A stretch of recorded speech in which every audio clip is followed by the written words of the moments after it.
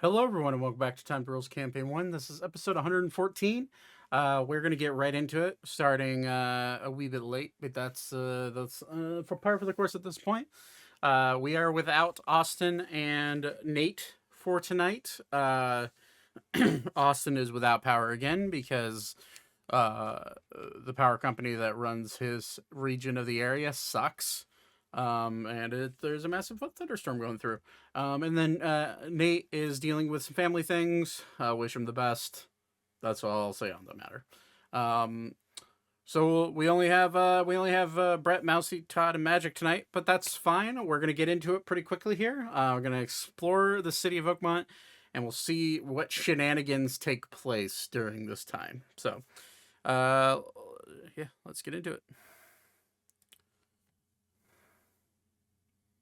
It's the technical difficulties.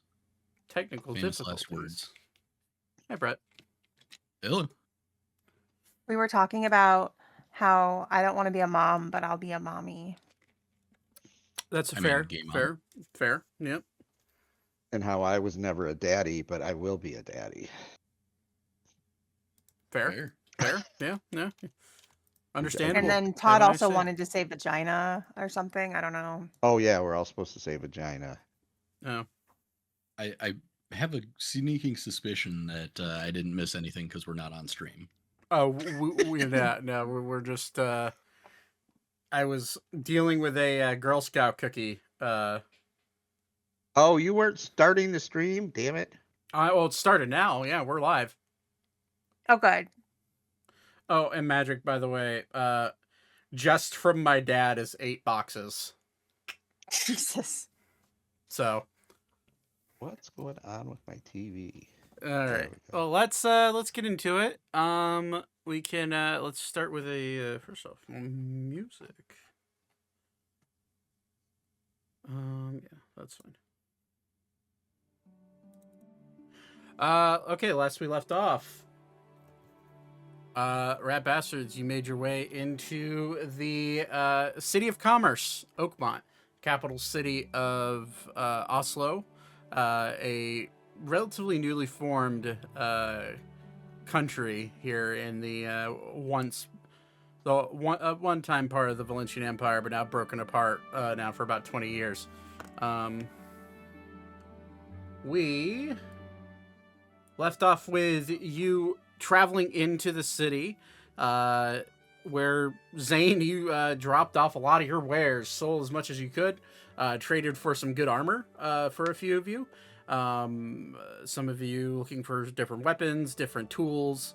Weaver, you bought a bunch of cooking stuff. And we left off with you guys at Smith Forge and Forest, a large conglomerate of shops and storefronts. And we left off with you purchasing some armor there and making your way to the Lover's Leap Inn, where you had agreed to meet Ander and crew prior. But before we get to that, Thaddeus, during earlier on in the day, we're going to travel back in time a little bit. You had stepped away. You had gone invisible. Ophelia and Weaver had both noticed you. Had both noticed Did you. I slip notice away. that they noticed me? Yes, you did, and you you did get a note in your brain from Ophelia, basically telling you to behave yourself, don't get caught, and don't steal from happy people. So, you are here in the back alleyways near the. I believe we were at the. Were we at the exchange? Yeah, we were at the exchange. So your ping on the map so I know where to look. Your token is right here. Okay, there we go. So you are in the back alleyway. You are invisible. The exchange is a large menagerie of different tents and stalls here in Oslo. You know that just from gauging, there's goods from all over the world. This is where you think that you gauge that people traveling bring their goods here to sell off via cart or wagon. Do you see the two buildings I'm Yes. pinging? Yeah. Okay. How high are those? And oh, this one looks like a frog. It does, doesn't it? They're about 30 feet high to the edge of the roof. They're Is about 3-story there buildings. like a tree or something I could use my acrobatics to get up on top? There are trees all over the place. Okay. So my goal would probably be this tree right here, or this building right here, Okay. to make my way up on top of it while still Yeah, you're invisible. You're invisible, and you have invisible. boots of Elvenkind. There's not many people in the world that have the capacity of finding you, or at least your average person. So yeah, okay. So you bob and weave your way. So you did slip into this alleyway. This is where we were at. Where your markers where you were last left off. So if you want to cross through the exchange, easy enough to do. I am gonna have you. I'm gonna say roll a.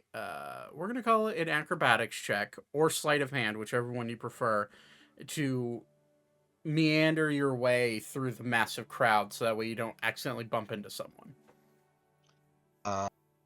Do I have advantage or not? This would just be straight roll. But it's two things you're pretty damn good at. The DC is pretty low for you. Yeah, 29, you're good. You figure that you're stealthy enough and nimble enough to make your way through the crowd. Your goal is to get up on this building, so you make your way down this alleyway. Go ahead and make an acrobatics check to see if you can climb the tree and get to the roof. It's a natural 1, but you can't roll below a 10 on acrobatics. However, it is a natural 1. You go to climb the tree. Wait. I have picked a talent, or have a talent that. Yes, it's where you can't roll. You technically can't for the stat. Reliable, yes, reliable talent. It's still a natural 1. Reliable talent allows you. So if this were, say, a group check, I wouldn't count it against you. I wouldn't count it as a natural 1 because you would have hit the DC. The DC is pretty medium because you are climbing, just straight up vaulting up a tree. This is an oak tree. This is the lowest branch is about 10 feet up, so you have to vault up to get it. With the natural 1, you did roll the 1. You are able to get to the lower branch and hang on. However, as soon as you grab onto the branch, you immediately look up, and there is a large raven sitting perched up. Why?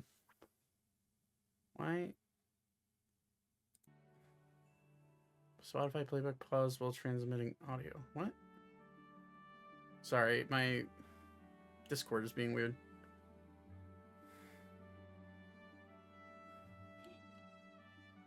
Oh, no. Don't do that. Let me just do one thing real quick.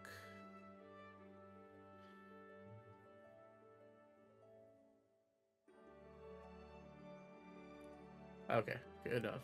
Anyways, so you see a massive raven kind of perched up, and as you grab the branch, it looks like you sprung it awake, and is currently looking down at you, looking at your hand. Just to involve other people. Nancy, can you roll a d20 for me? God damn it. Yeah, let me. That wasn't goddamn it because she's rolling because I just dropped something. It was a goddamn. Alrighty. That's a nat 20. Nat 20. Oh Jesus. Thaddeus, you feel a sharp sensation jab into your fingers as the raven has begun pecking at your hand. Roll a d4 for me, Mousy. Jesus. Quote the raven nevermore. Pull the frickin' D4 out the bottom. 3. 3. You take 6 points of piercing damage as you get pecked in the hand. As you get pecked in the hand, you feel the need to let go, but I would like you to make a dexterity saving throw as you are losing your grip. Okay, dexterity saving throw.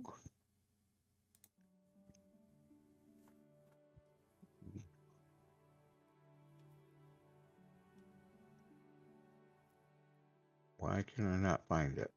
It's right at the top of your sheet, right below your proficiency Oh, bonus. saving throw. 27. Yeah, the DC was 20. You managed to shoot your other hand up and grab onto the branch, and in so, literally shoving the raven off the branch as you do it.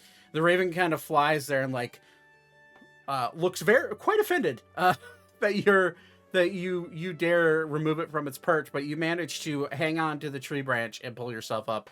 As you pull yourself up, the raven kind of floats there for a second and then flies off to another tree. Can the raven even see me? No, but an invisible force just basically disrupted its sleep. So its immediate reaction was to peck down at whatever disturbed its sleep. What year is this? Was Edgar Allan Poe's alive? No, this is this historically would not matter because Edgar Allan Poe doesn't exist. But I understand the joke. Anyways, you do manage to get up into the tree. You climb your way up onto the rooftop, where you find yourself peering over just rooftops everywhere. This is very. I'm more interested in the market. I have a specific thing I'm looking for. Okay. I am going to be looking at market booths. Okay. And I'm trying to find a market person who's selling, who's ripping off his customers. Okay, make a perception check. God damn it, I stepped to get more eyes. 1 second. Mm-hmm. It's fine, I need to text my parents back. All right, so I need to make a perception check, you said? Yes. Mm.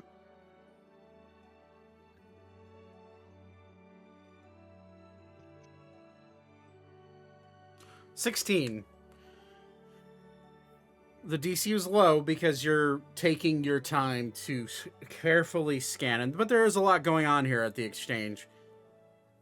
You look for about a good 5 minutes, just really trying to find anybody that matches that description. You do eventually find what looks to be a shorter, older gnome that clearly has some prices. He's selling all matter of things. It looks like he is a bit of an oddball collector. You see random short swords. You see random knickknacks like a few chess pieces. You see you see books. You see various smaller pieces of jewelry. There's all sorts of things on his shelf, but one thing that does catch your eye is just a simple dagger. And you immediately see that he has it marked.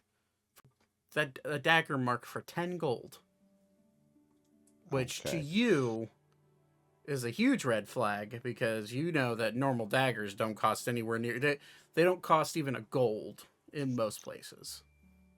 Can I see where he's putting his coins as he's doing his transactions? Too far away with a 16. Okay. Yeah, you'd have to get closer to try to figure that out.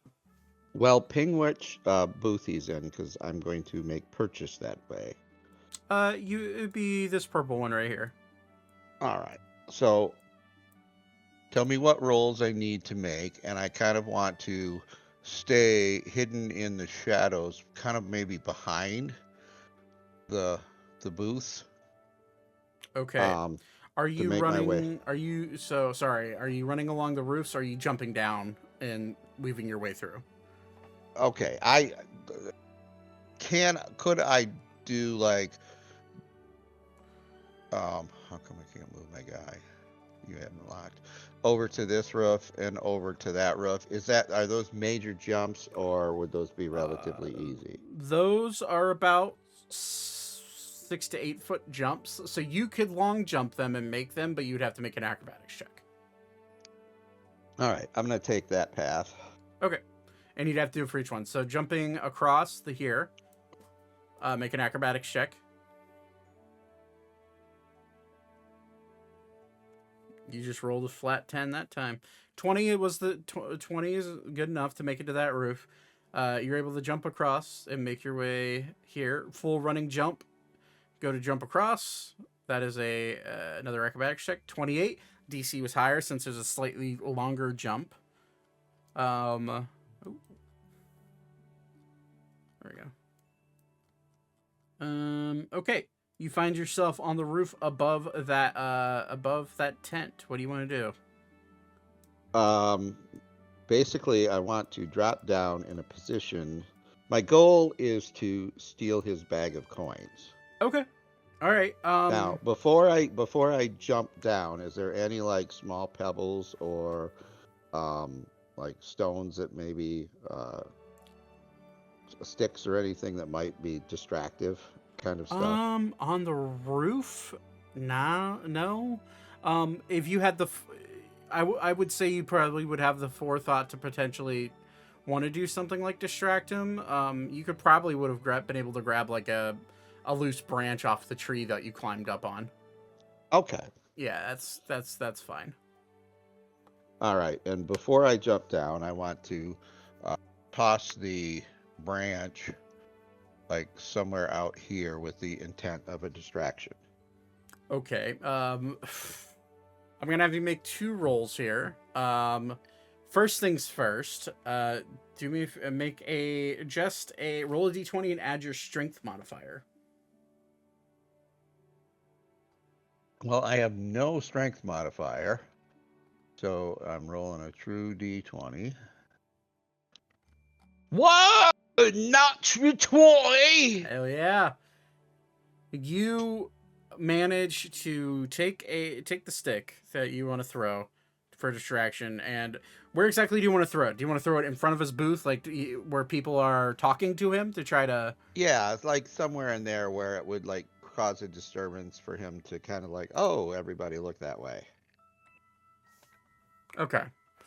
With a natural 20, easy enough. You manage to throw the branch down, and with a natural 20, I'll say you could easily hit someone with it if you wanted to. Is there an orc down there? No. You see two average-looking male humans, looks to be some sort of like a half-elfish woman, and a dwarf. Oh, I'm gonna hit the dwarf. Male dwarf. Okay. That's speciesist. Yeah. I'm a speciesist. Okay. Yes, And that music was entirely too jaunty. Yes, it was. That's why I immediately turned it off.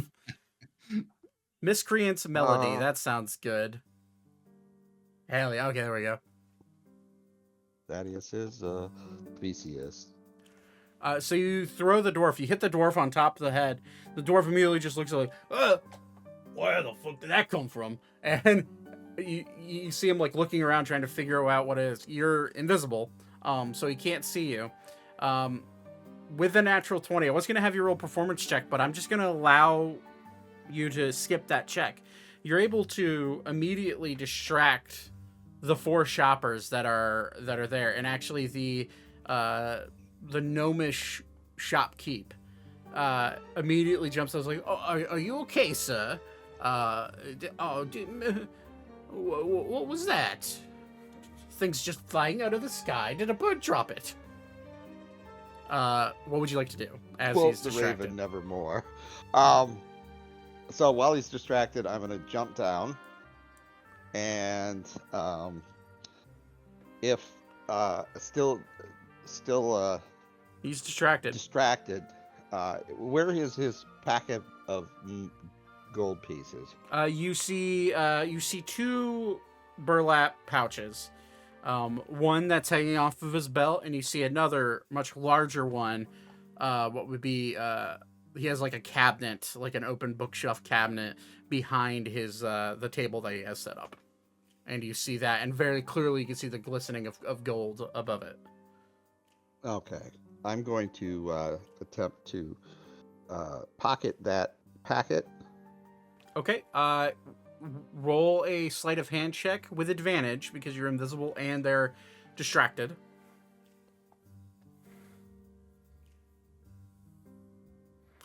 $32 against his passive perception. Yeah.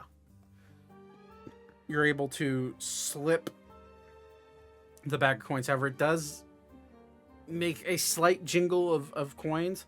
And you do manage to bring it onto your body, and it's a little bit larger. You could attach to your belt, but you feel that carrying it might be a better idea. Well, I'm going to kind of like tuck it so it's not visible. And then I am going to, let's see here, move over in this direction, pinging. Okay. In the crowd. I'm going to grab a handful of coins out of the bag Okay. and put them in my pocket. Okay. I'm not looking for a certain amount. And then the next thing I'm going to do is take the bag, Okay. throw it high in the air so it comes out, and the plan is to spin it so coins go flying everywhere through the market. And then I'm going to say, "He little thief!" Sorry, he's a thief. He's a thief. Okay, so you're able to grab 92 gold coins. Out of that bag, for yourself, and then when you go to toss the bag, it's still quite heavy. You do that, and immediately you see, just on immediate perspective, you see probably the 1,000 gold coins just spray out onto the concrete, or the cobblestone, and immediately you see all various members of the crowd like stop, because when they hear he's a thief, they stop and look, and they see this bag of gold just like dump down onto the ground and just start spraying out. And you see various we'll call them street rats, just less well off individuals like scatter from the alleyways and try to pick up as many coins as they can and disappear into the crowd. And you are able to, you're completely, you did make a noise with your voice. So I'm going to say roll stealth check with advantage. Yes, check with advantage.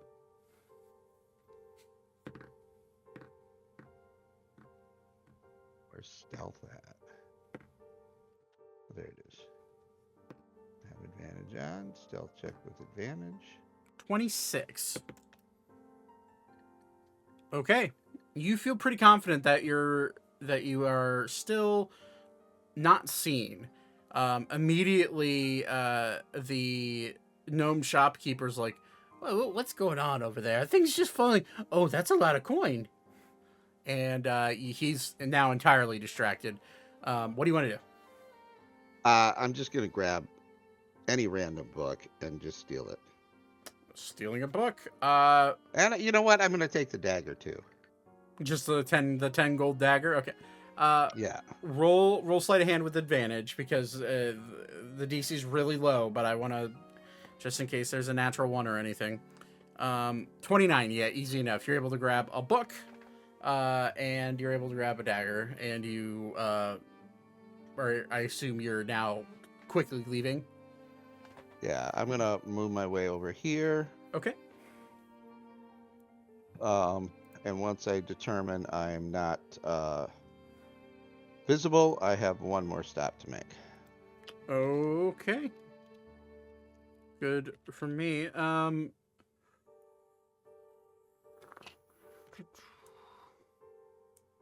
All right, where would you like to go? I want to go back to in the church. Oh, right. Okay. So that's back over here towards Memorial Park. Over here. Yep. Werewolf right And here. yeah, it's right. Let me grab your token so I know where you're at. Okay, you're still invisible, walking through Memorial Park, and are you going to the Church of Salune, or are you going to the Church of Shar? Oh, they're two separate ones. Yes, they are right across from each other, and they are. It's this one right here and this one right here. The one to your right is the Church of Salune. The one to your left is the Church of Shar. Okay, I'm gonna put my I'm going to bring the swords together as one, or the daggers together as one. Okay. And then I'm going to go ask them, the dagger, which should I pay homage to? Roll a d100. Can you move us on the map so I can see where we're at? Yeah. Thank you. Mm-hmm.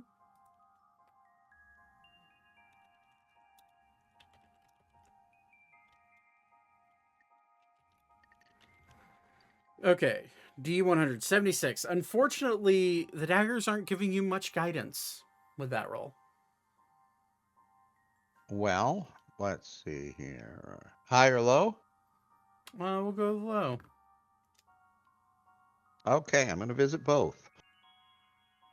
I'm going to step inside. Let's go to this one first. Okay, Church of Salune. All right.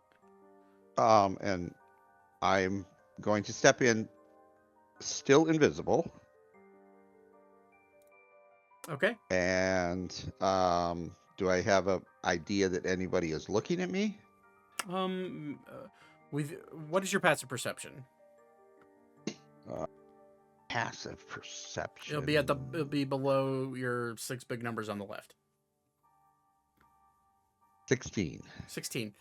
You look around. You don't see anybody inside the church right now, but the doors are open. First thing you immediately notice, you see 2 statues that adorn this massive mezzanine grand. It's a church. There's an aisle that goes up to what looks to be a shrine of some sort, but towering on both sides of this aisle, intermingling with benches and other seating arrangements. Pew is the word I'm looking for. You see these 2 large statues, one being that of a woman, long hair. They're granite marble-ish looking statues. It's hard to tell in here. It's the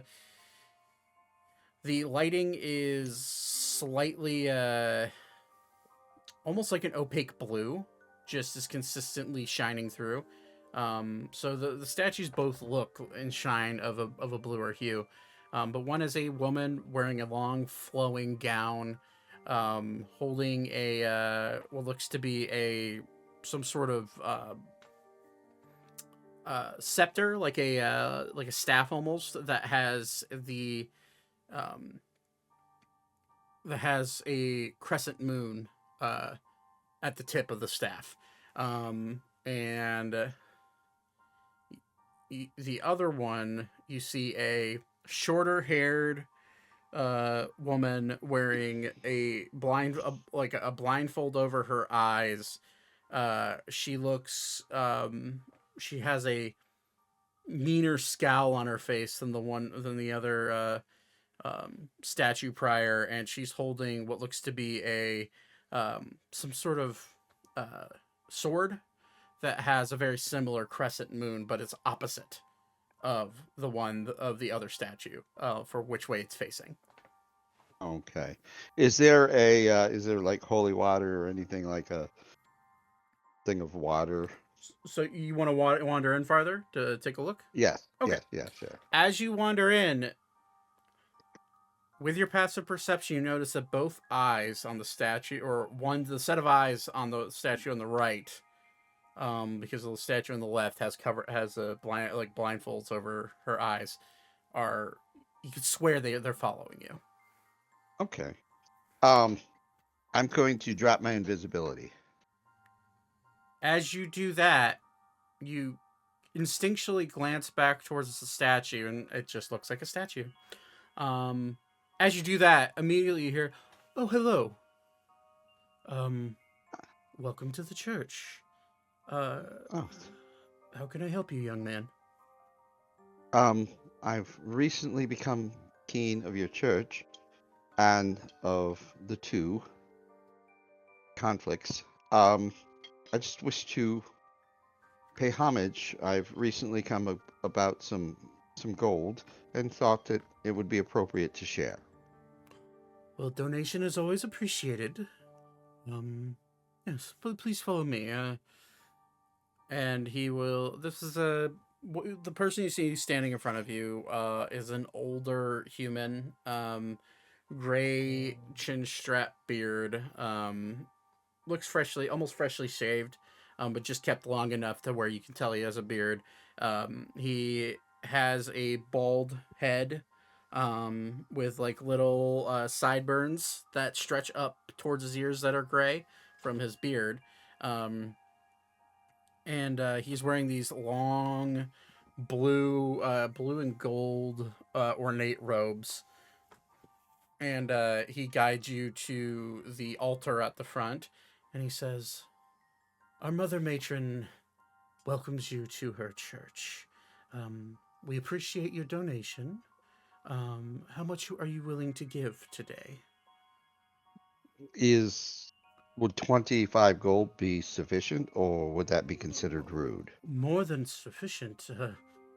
Most monetary offers are from people who are not, I would say, are in the lower income category of the city. Our lovely matron Salune sheds her light on all in the city, and there tends to be reverence among those that are less well off. So 25 would be significant for the church. Very good. Here's 25 gold pieces that please distribute among the community. I have recently found an attachment, and I'm gonna show my palms. You with this community. Make an insight check. This was stupid. Fuck! God damn it, Todd. What's your insight total? Hold on here. Come on, wake up. Sorry, I stepped in the other room. No, you're good. I'm sorry. Am I don't want to be monopolizing things? No, it's good. I intended to start with you because we didn't get to you at the end of last session. Okay. So, what am I rolling? An insight check. Insight. Oh my god. 8. The DC's Okay. not very high, because you see shock and awe on his face as he recognizes the marks on your hands, and he immediately looks at you. "My child, you bear the mark. Yes, hello? You bear the mark of both sisters." I do. You see his eyes kind of darting, almost looking through the double doors across the street. And he says, Wait here if you don't mind." I will be heading across the street. Should we go now after I leave this donation? Yes, come with me. That's where I was going myself. Okay. May I leave the 25 gold here now? Oh yes, that's leaving it in the offer tray is perfectly fine. Okay, I'm gonna leave 25 gold. Okay.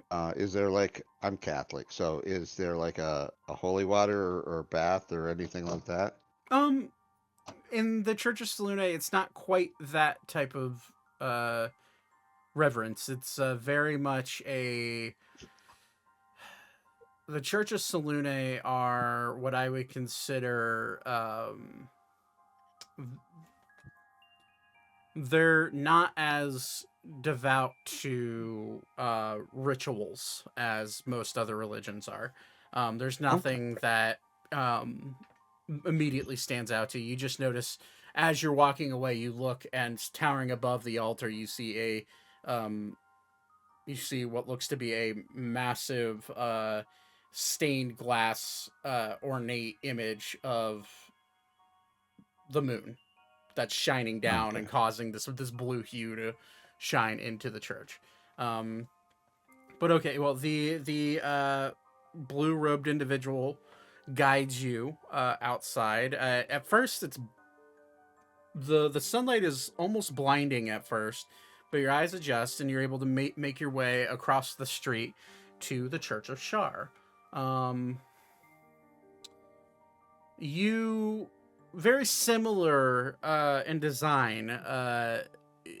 You notice two statues upon immediately entering, except one is of a very similar looking short-haired woman, except her eyes are not covered, and she's holding what looks to be a staff with a crescent moon on it. And then to the left, you see very similar in ways a visage of a woman, longer hair, flowing dress, but her eyes are also covered on the left, and she's holding a sword with her corresponding crescent moon. As you enter in, it is a low lit mezzanine. You see a almost like a pale red glow coming from the inside of the church proper. And as you walk in, you're immediately met by those two statues, but looking beyond to where you would assume the altar is a stained glass window of a red crescent moon that's shining down into the chamber. As you walk in, you see the what you would assume to be some sort of preacher or pastor or leader of the Church of Salune. You see him almost apparates a staff out of thin air and grabs onto it, and you see him like hold his hand against the tip of his staff, and it glows a bright blue light as he guides you through the dark interior. And as he does that, immediately cornering you on all sides are these masked, dark cloaked individuals that are not moving towards you. They are standing there and observing. The masks they wear is a bright, like a very pale white porcelain mask, covering their entire face except for their chin and their mouth. Cool. As you walk through, you hear, "I apologize for the unrealized visit, but I was wondering if the headmistress is in." And you see one of the figures step into the light of the pale blue, and you hear a female voice say, "The headmistress is just in her office, my lord. I will fetch her." And as you hear "I will fetch her," in your mind you hear almost echo, and then when you realize it's echoing in your mind, the girl is gone. The girl that took me over? No, the guy that it's a guy, bald head, older human from the Church of Right. Selune. This girl seems to be some sort of acolyte, like an aide to the church. Oh, okay. And a porcelain mat. There's multiple of them lining the aisle, the center aisle as you walk in. Okay. But you stand there. The elder gentleman looks at you and says, I apologize. I did not introduce myself. My name is Head Acolyte Harold de Venus. Harold de Venus. Devevenous. Harold, spell how you would think. We are here to meet with my sister. Holy shit. I didn't say that out loud. Or did I? High or low? Low. Always low. 6. I did say that out loud. And he kind of smiles. With your passive perception, you don't notice it until it gets into your peripheral. But a vast majority of the hooded, porcelain mask wearing individuals have started to surround you and the herald. Quietly. They don't give you like a sense that they're trying to attack you. They just are getting closer. I'm going to pull my robe back and visibly reveal the weapon that I'm carrying. Okay. Are you doing this in a threatening way or just kind of a casual way? No, just a kind of casual way. Okay. Noted. You wait about 2 more minutes and you hear what seems to be some sort of heeled boots walking down a stairway. And you hear, my brother's here. Why would he be here? I haven't spoken to him in ages. My lady, he's here with an elf, and he's said that, kind of insinuated that this was urgent. Interesting. Very well. And you see walking out into the pale blue mixed with red, dark red light, a black-haired woman. She's wearing a very Phantom of the Opera-like porcelain mask over her right eye. Long, blackish red robes. And she walks out and says, Brother, what is it I can do for you? And why have you disrupted the sanctity of my lady's halls? Sister, I would not be coming here unless it was urgent. I'm sorry, young man. I didn't quite catch your name. And he'll look at you. Todd. I just swallowed. Oh. It didn't go down the wrong pipe. Thaddeus Sterling, formerly of the House of Sterling, soon to be the master of the House of Sterling. And I'm going to pull back my robe so she can definitely see the weapon I'm holding or on my on your hip, sheath, right? and say, and I am her here to serve both of you respectfully. She notices the blades, and she looks at her brother. She looks at you. What does he mean by this, Harold? Right. Thaddeus, can you show her your palms? I will openly turn my palms to her. Make an insight check as she stares at them.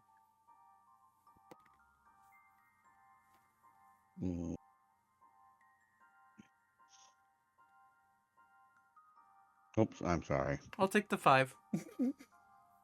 That's fine. That's fair. She composes herself. Kind of has a straight face, and she looks at you and then looks at her brother and says, Harold, I don't think I can help this child. I understand the gravity of what you're insinuating, but now is not the time. Not the time, sister. You remember the texts. If someone comes bearing the mark of both sisters, we are to speak to each other.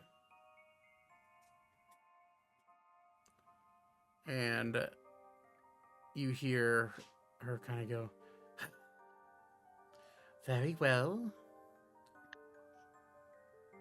And she'll look at you and say, Mr. Sterling, you are marked by both Shar and Salune. Meaning, whether you intended it or not, are the direct bridge between our two religions. I'd be careful if I were you. For the Church of Shar is not filled with people who are exactly keen on anyone marked by the other sister. And as she says that, it echoes in your mind, sister. Kind of like a whispering echo. I understand that you're probably confused, but this is what I have to say, and my brother will hear it in kind. The Church of Shar here in Oakmount cannot be involved with those that are also bear the mark of the god Salune. However, your markings intrigue me to the point that I must ask a question. Please.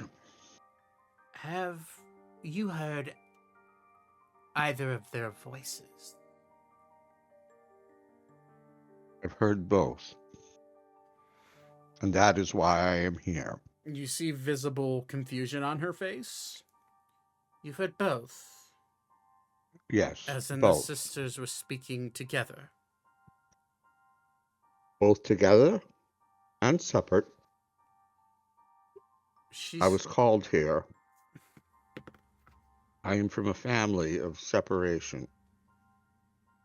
I'm a family. I was removed from my family, discarded as trash. And now I am here, feeling I have something to offer to your community. Somehow your spirits have spoken to me and guided me to what I hold.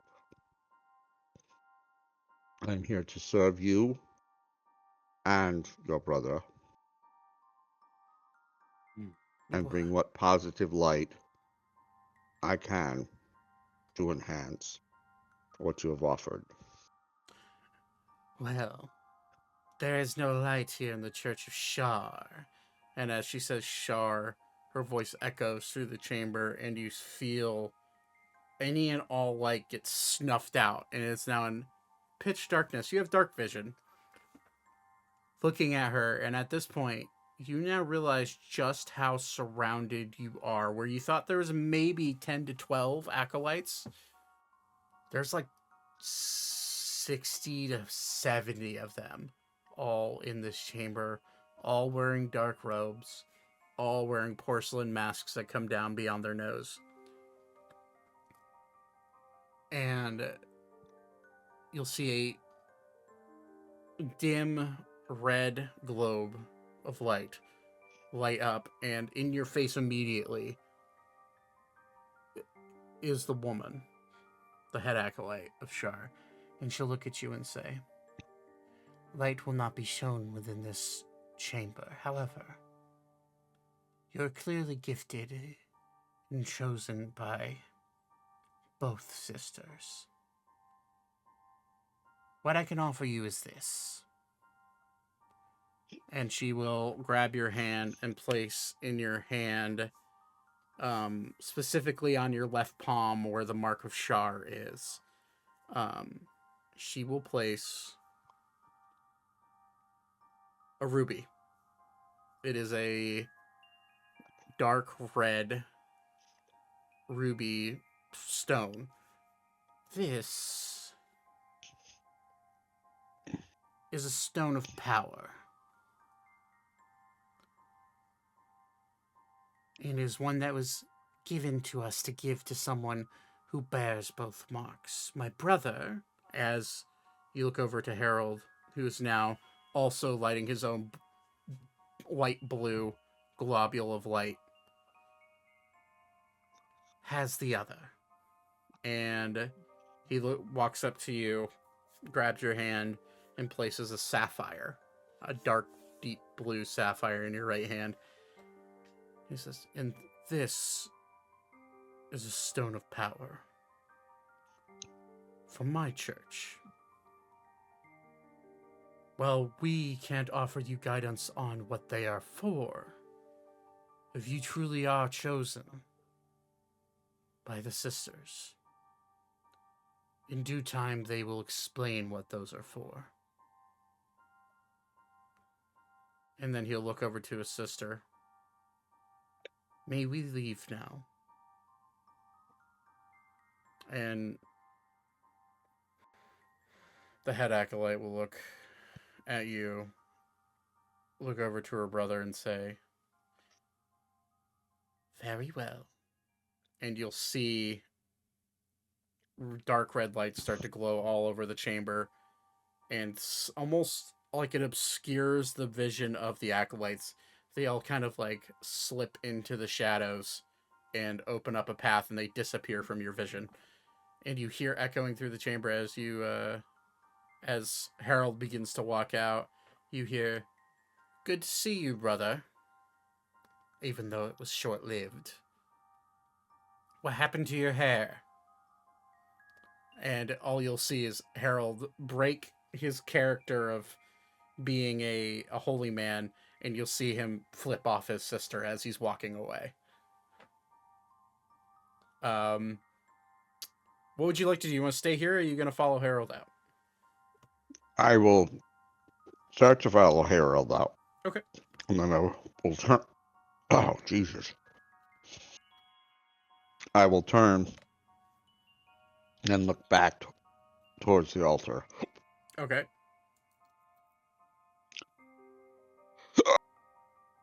Oh my God, have you ever swallowed and it went down the wrong? Oh, yeah. That's what I'm dealing with. I will turn and say, I have an equal offering to the sister. As you say that and you look back, the head acolyte is gone, and you see no one in the chamber. Is there a offering box or dish or? Doesn't seem to be one. There's an altar.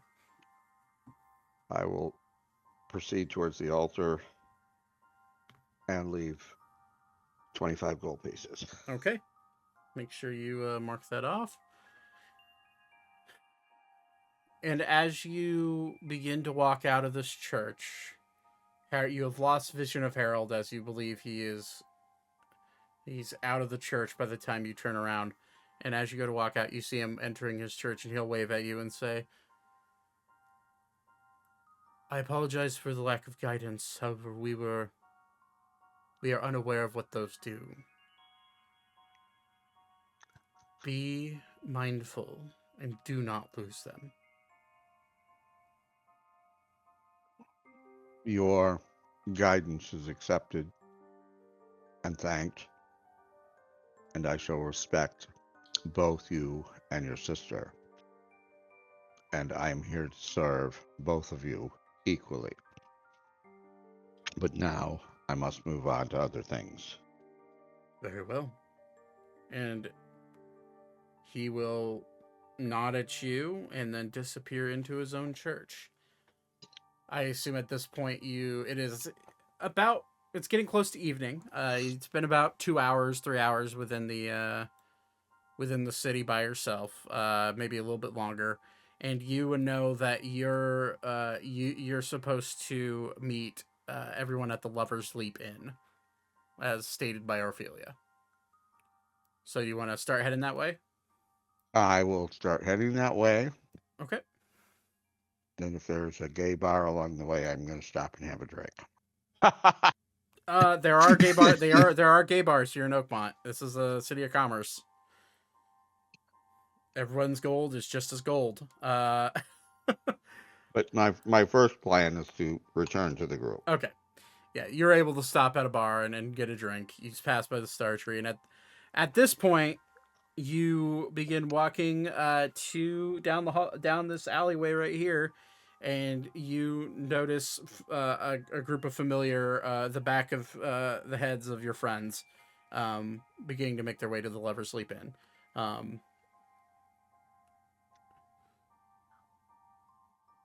Yeah, so you're behind them.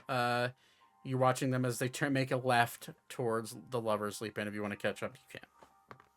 I will catch up with them and, well, Jesus Christ, what's your fucking name? Beep. Beep. Not Beep. Brett. Weaver? Weaver. Only been playing for I'm- 4 years. But who's Back. counting? I'm back in your presence. Thank you. Did you accomplish whatever it is you set out to accomplish? I feel very successful in what I did today. Excellent. Okay. I heard somebody disrupted the market and threw coins everywhere for everyone.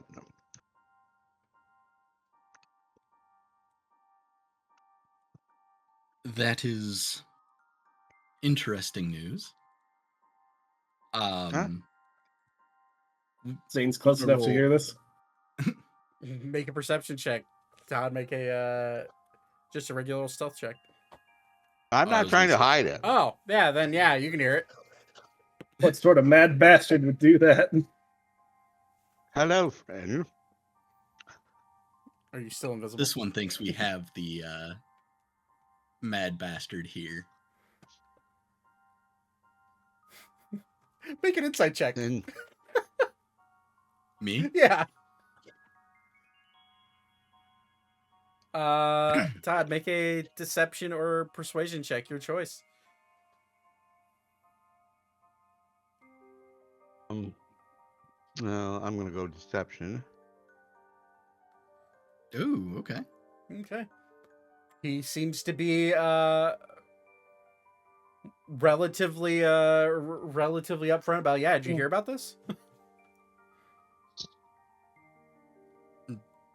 This one had no idea. And you all thought I was just out for myself. Usually you are. That's a true statement. But you all inspired me. This one is glad. We may make a sterling out of you yet. Darling, I already am. Thaddeus, with your passive, you glance over at Ophelia, and she's just looking at you, squinting. Angry squinting or She has a smile on her face, but she's squinting at you like, bitch, I know you're lying. That's the vibe you get from her. Ophelia? Yes. Sometimes it's best not to know the intentions. I don't know what you're talking about. Anyways, you guys want a drink? As she leads you into the Lovers Leap Inn. Drinks are on me. As you walk through the wooden gate into the Lovers Leap Inn, you are you hear a faint upbeat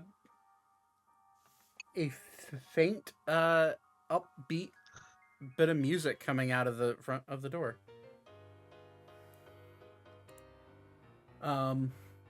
You peek your head in, and as you go to like peek your head in the front door, you hear a familiar voice coming from your left. He goes, "Oh, hey guys, I didn't know you were here.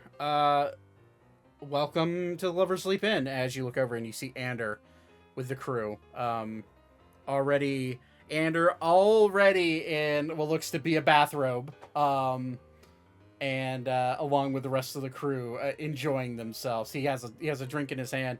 He says, "Welcome to the most premier spot here in Oakmount. Got everything that you'd want, but already got some rooms reserved for us. Let's see here.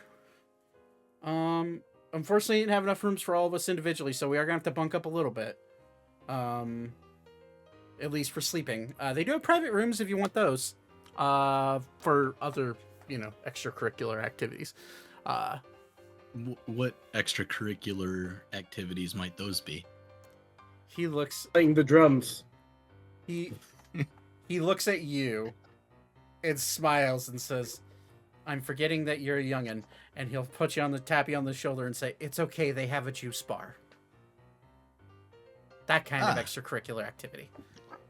This one will go find that. Good. You'll enjoy it.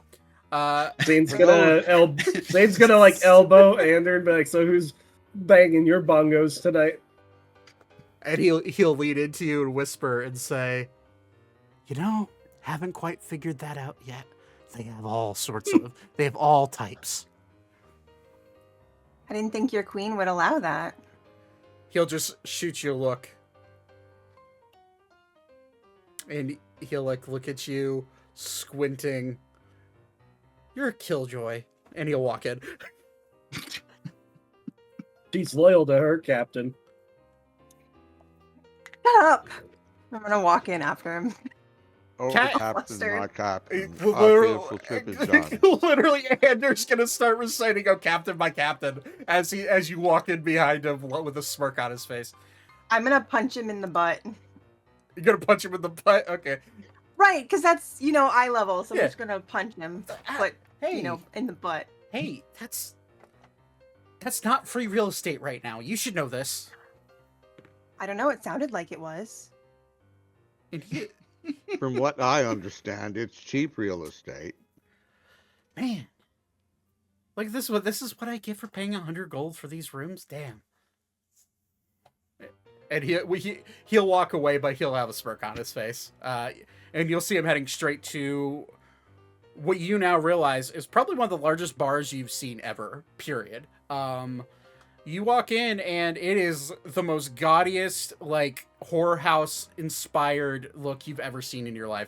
There's fuzzy everything in there. You see, literally, the curtains have almost like a Santa Claus fuzz lining them all the way down, and it's bright pink. You just walked into the Playboy Mansion. Is the best way to describe it. There are people of all races, of all ages, adult ages, and have to. Jeffrey, where are you? Bad joke. Sorry. Bad. Weirdly, there's a guy That that. wasn't good. Weirdly, there's a guy in the corner with. No, I'm kidding. That was been an even worse joke. It is. I'll finish it. Hey, Donald, nice to see you. You see a guy. You see a guy that looks to be some sort of duck humanoid in the corner. You called?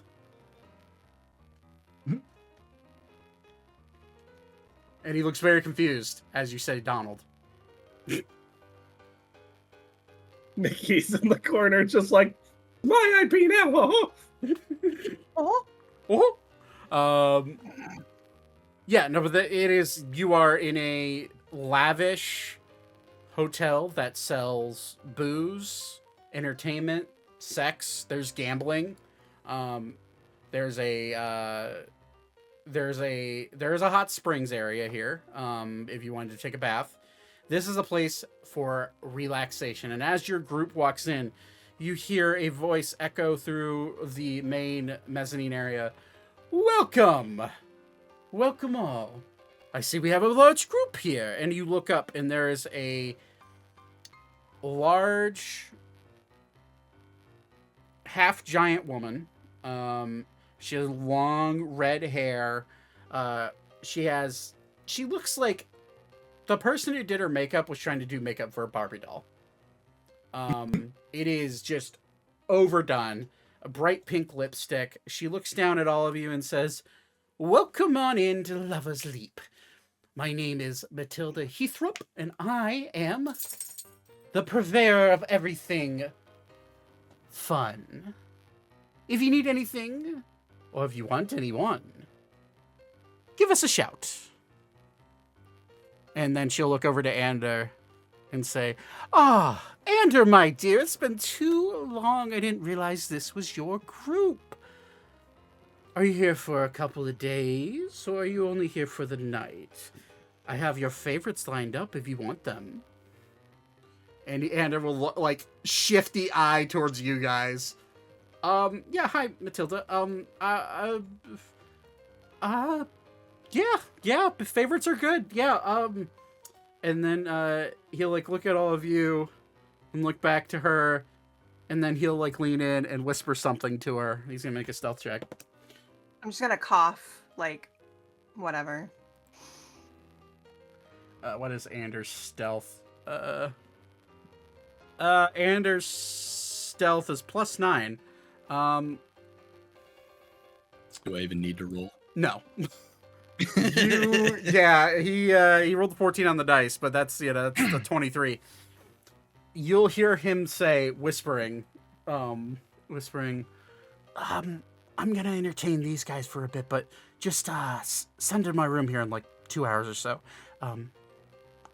I have a tab open, so just put it on my tab. And you'll see her kind of nod and say, well, all of you enjoy your stay. I guarantee you won't have anything better. And she'll just kind of like walk off. So the night is yours, guys. What do you guys want to do here at the Lover's Sleep Inn? Before she walks off, Mm-hmm. begging your pardon, madam. Oh. This one was told that there is a juice bar around. Where might this one find that? There is. I see Ander explain the services well. Follow me, and she will grab you. This is a Goliath woman. She just grabs you by the arm and carries you off your feet deeper into the Lover's Leap Inn. You pass. I'm pretty fucking scrawny, so Yeah, you pass the large bar, which is you immediately gather. You see drunk people everywhere. You know what drunk people look like. You've seen You've seen Thaddeus. You've been traveling with Thaddeus for the better part of a year. You know what you know what a drunk person looks like. But you pass all matter of drunk people. She continues carrying you in, and you see what looks to be these half-circle private curtained off areas. You kind of peek in. Just because your passive perception doesn't allow you to hide what the sensory overload that you're seeing right now. You see all sorts of stripper poles in these private rooms. You get escorted past a large stage with a giant stripper pole in the middle of it, and you're whisked away into what looks to be a back corner of this lively place, and you're brought to a corner, and you don't see a bar.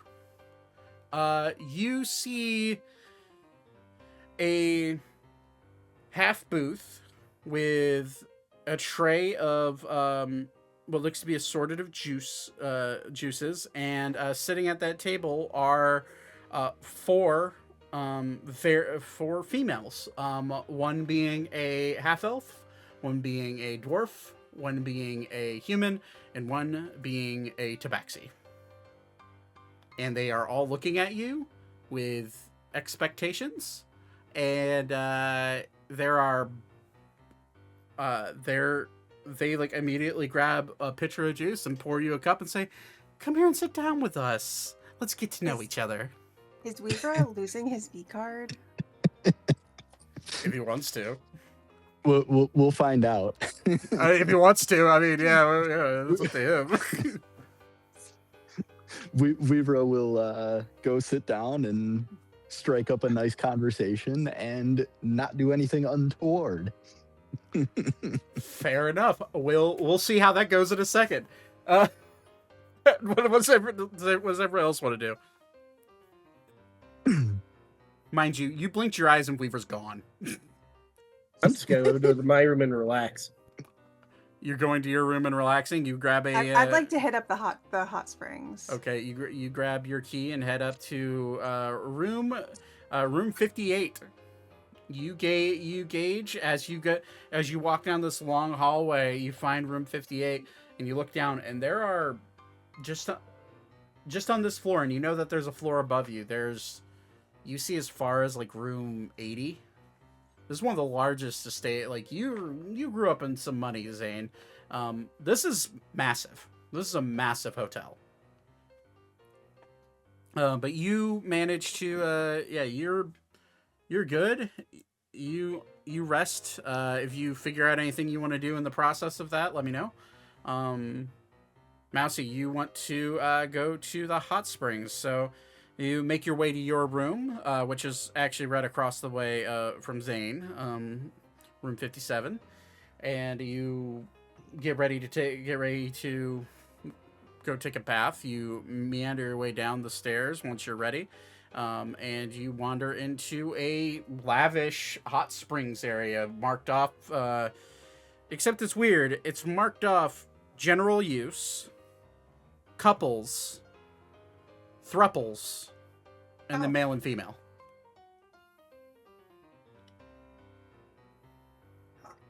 I guess I'll go into the female one. Okay, you walk into the female. You are not prepared for what you witness as you walk into the female hot spring bath. You walk in, and immediately you are swept off your feet by two ladies, and they bring you in and say, "Would you? What kind of treatment would you be liking today, dear?" Just soaking, I guess. We don't offer that kind of service. Just Oh, something relaxing. oh, sorry. Oh, you meant just a bath. Yes. And they'll both look at each other. Honey, What kind of place is this? Honey, you're in the wrong place. If you go to general use. Oh. Okay. See, sorry. I know it can be. Was this your first time? Yes. Yeah, it could be a bit confusing. This what kind of place this is? It's a brothel, sweetie. I'm gonna kill Ander as I walk out. Did you say Ander? As they Nope, I did not. You walk out and you wander in the general use, and it is just it is split off. There's private. There are private separate hot spring areas that if you wanted to just go to take a private bath, you could. Yeah. Yeah. Okay, you do that. You almost killed me. You're welcome. Okay, you take your bath. What is it Thaddeus wants to do? Thaddeus is going to go up to one of the staff and say, "I'm supposed to meet a Kevin here." You walk up to there's a Goliath man wearing a little bow tie, black bow tie, shirtless, mind you, and he just looks at you. Kevin, do we have a Kevin here? Maybe it's an alias. You hear another worker. Well, maybe it is an Very alias. thin. Very thin. Are you looking? I'm confused. Is there? I'm looking for Kevin. Let me see if there's anybody named Kevin here. And you'll see him like walk off and like walk up to Matilda, the lady in charge. And he'll walk. There was a Kevin here that worked for us a long time ago, but there's not one anymore. Are you sure the person you're looking for didn't just give you an alias? I'm looking for Kevins. Any Kevins? Oh, you just want a guy named Kevin. And he'll look at you, look over to Tweet style? He immediately gathers what you want. And he's like, why'd you just say so? And he'll walk over to, there's a room off to the left where you're at, and he'll walk in and say, hey, your name's Kevin for right now.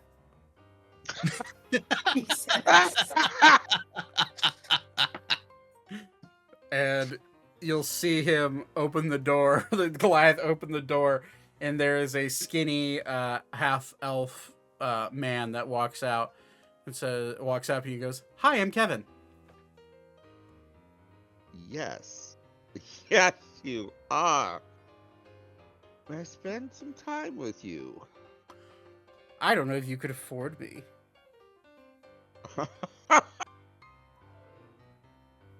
Thaddeus Sterling, formerly of the House of Sterling, soon to become the House of Sterling, the holder of 2 sisters.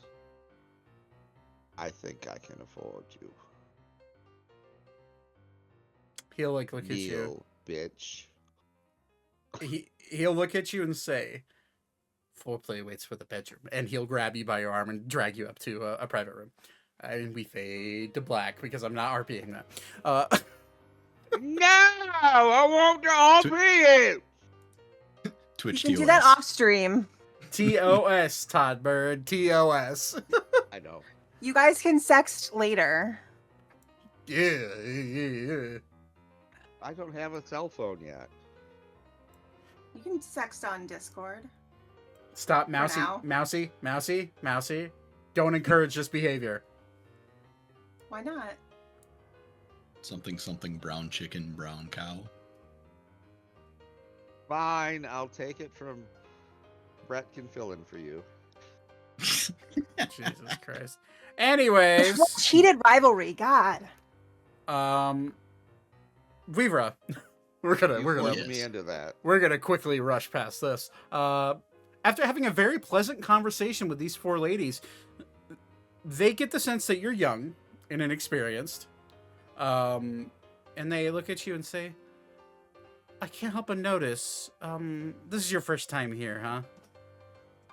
It is. What do you think of the place? It's very lively. This one is not used to such revelry. Oh, well, if you spend a couple of nights here, you'll get real used to it real fast.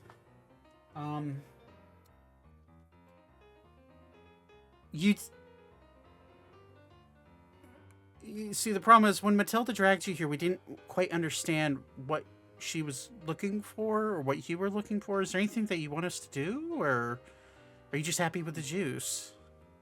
This one was just looking for juice. And all 4 of them will look at each other and say, and just like kind of all simultaneously nod.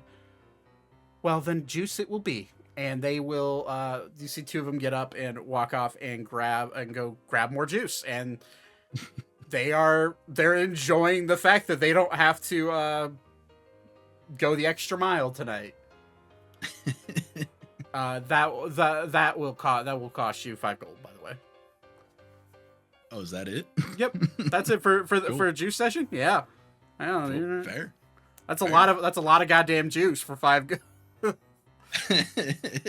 They're enjoying. They're genuinely enjoying the conversations with you. You get the sense of that. They're just As awkward as Weaver is, charisma wise. yeah. Yeah, you get the sense that a few of these girls are also not quite the most charismatic people, and that might be why they're stuck in this corner. Fair. With your insight being decent. Yeah, it's a fun night. You drink juice until you're tired, unless you want to do anything else. Nope, that about covers it. Okay, that about covers it.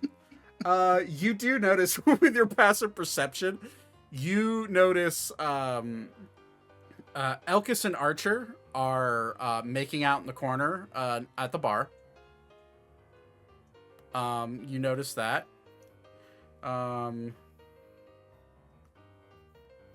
Okay, Todd, stop it. Bad. Hey, I'm being good. Yeah. Okay. All right. Well, at least it's tiny on the on the stream screen. Jesus Christ. Okay. You do notice Orphelia's just at the bar drinking. You don't see Elka, you don't see Zane, you don't see Thaddeus. But you hear him. No, too loud. This is a rambunctious place. It is quite loud. It's actually quite overstimulating for a lot of you, especially after going from being on the open ocean to now all of a sudden you're just in the most lively area you've been in a very long time. Quite possibly ever in my case. Yeah. I'll do justice for Ori. We're gonna roll for it.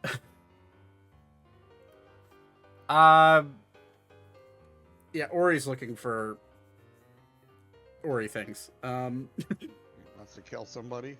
No, Ori's a bit of a horn dog if he gets the opportunity. Yeah. By the way, sorry, Thaddeus, the service for what you have going on is 100 gold. No problem. All right. I don't want to make Ori spend any money. We're just gonna say Ori disappears into the crowd, doing Ori things. And Arval or Beep is just you see because you like to keep an eye on all your friends, and you can see a majority of them from where you're at, Weaver. You notice Arval get a couple of drinks at the bar and then walk up to Ander, who is also at the bar at the time, grab a key from him and wander upstairs. So you get the sense that while you're enjoying your juice and your conversations with the lovely ladies, everything goes off pretty well. Elka, is there anything you want to do post bath? I don't know. Maybe I'll go find a nice furbolg. Any handsome ones around? You're looking for what exactly? Sorry? A furbolg? Yeah, there's furbolgs. Someone who looks like my captain. Oh, Captain, my Captain. Yeah. Beat me to it. Beautiful Yeah. ship is done. The ship has weathered every winch. Let me see. Yeah. Actually, there is a. Ironically, you do find a buff furbolg, who is currently leaned. He's leaned over at the bar. He's wearing what looks to be a pretty typical, just a shirt. He has a deep V-neck in the shirt, hairy chest, and he's sitting at the bar sipping on a scotch, talking to the bartender and smoking a cigarette.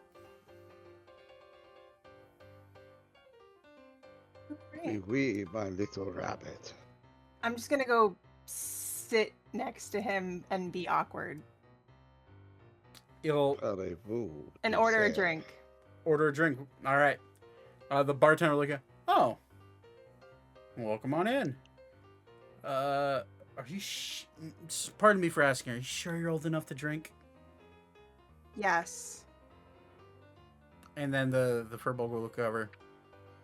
Well, that's kind of rude, don't you think? I mean, she is... The Herringons are just naturally shorter. You don't have to, Sorry, it's my job to make sure we don't serve anybody underage. Yeah, well, whatever. And then he'll look down at you and say, whatever she's getting's on me. Oh, And he'll smirk thank at you. you. She'll give a big toothy smile and try and, I don't know, flirt somehow. She does not know how to do this. Roll a charisma check. Let me. Oh wait, I have to pull my my character sheet up. Do.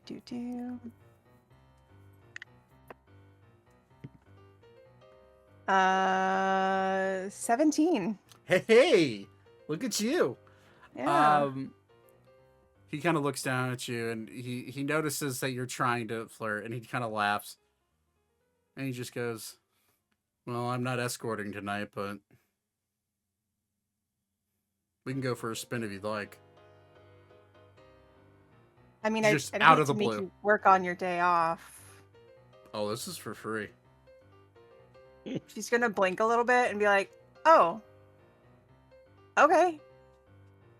And the bartender looks at him and says, "Be gentle," and pats him on the back, and you two. He escorts you to a private room off in the distance. And I'm gonna be like, "You don't have to be gentle." Oh, He's taken aback by that. Actually, he's just like, we'll see where the night takes us, and he'll guide you. And okay, 2 of my players are boning. That's great. Love that. Please say not each other. Can No, you just not? no, You need to yeah. specify. Yeah, You just killed God with that one. Yeah, at least one of them doesn't have. Hey, at least one of them doesn't have to roll for pregnancy. oh. I mean, we don't have to again. I mean, we rolled for condom breaking. I forgot about that. Oh, this campaign's unhinged sometimes, man. Okay. I'm Well, still a virgin. Don't act like you don't love us. I love you guys dearly. You drive me nuts, but I love you. Yeah, okay. And protection is used here at this establishment. Don't worry. For the sake of ease. Okay. Damn. Zane, is there anything that you want to do, or are you just Nope, just relaxing. zoning out the noises that are coming from the room across the way? Yep, that. I'm doing that. Cool. Stop it, Todd. Don't make my life harder. Okay. Anyways, for some, a more eventful night is had. For others, a very relaxing night is had. Weaver, you wander up to a room. You're able to get a key from Alex at this point because Ander has disappeared. By the time you're ready to go upstairs and go to sleep. That tracks. Yeah. You make your way up, and a long rest is had. Some of you a little bit more restless than others, for obvious reasons. You all wake up here at the Lover's Leap Inn, and the once just bumping in more ways than one brothel / hotel bar, you wake up and it's quiet. It is quiet in the morning. Some of you are sleep in a little bit longer. Some of you are awake, up and at 'em. I assume Vivra and Zane are the two. They're up and awake a little bit earlier. Unless you want to sleep in.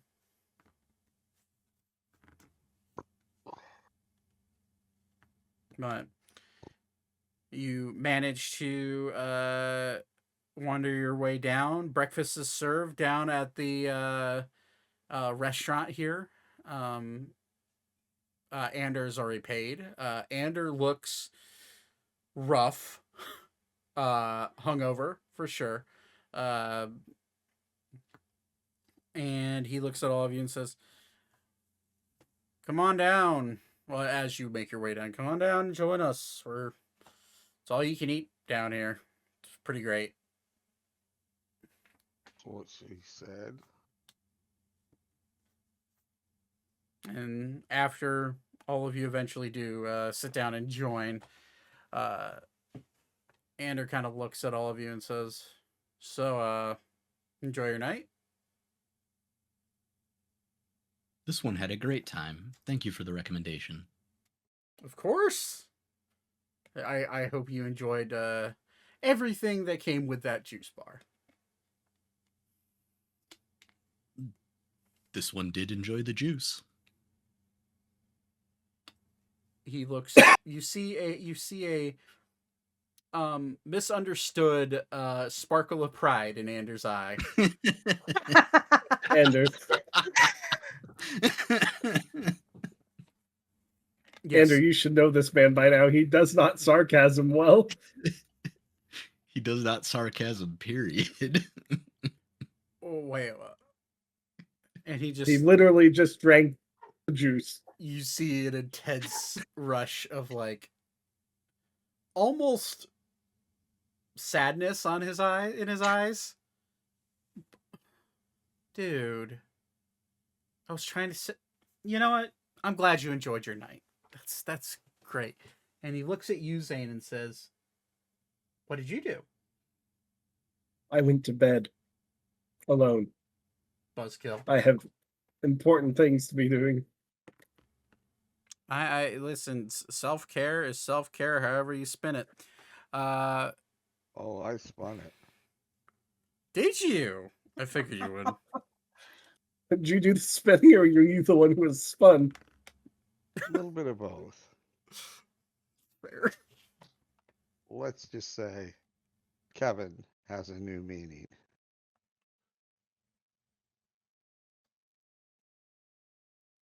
Nice. How about you, Elka, as he looks down with a natural 20 insight? Explain what Elka looks like in the morning. Somehow her hair is just a total mess and she hasn't paid attention to it. She has a very bemused little smile on her face, just very relaxed. And a good night. It was fine. Something good happened, huh? Yeah, I went to the spa and I just hung out at the spa. Good deception check. Elka? I'm good at Elka? deception. Yes, Thaddeus. Is one of your ears broken? It seems to be lying flat, and the other one seems to be quite erect. My ears are always laying flat, Thaddeus. I rolled a 13. 13. But one seems to be almost erect. It's fine. I just slept funny. Oh, okay. So did I. And Bad ear day. that bad ear days, yeah, they happen. Yeah. Trust me, especially here at the Lovers League. Okay, well, good to hear everybody had a good time. You guys look over as Ori comes wandering, apparently from behind the bar. I rolled for it. And Ori just kind of looks at all of you and goes, "Hey." Or you bitch, you. Are you drunker than shit last night? No, I didn't drink at all last night. His right eye kind of goes a little bit silly, like lazy eye. Oh, I don't know what that is.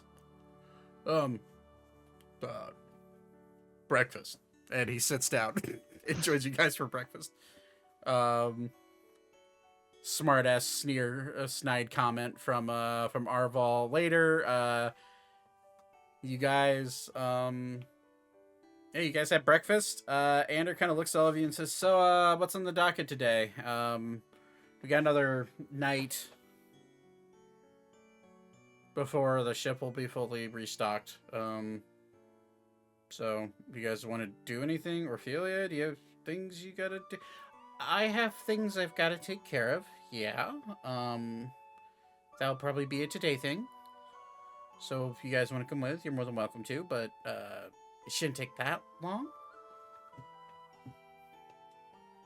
"Is there any other shopping you guys want to do?" Kind of. I don't really Well- have any shopping. I just I made some friends last night that I might hang out with again, you know. Just looking through my list of shenanigans.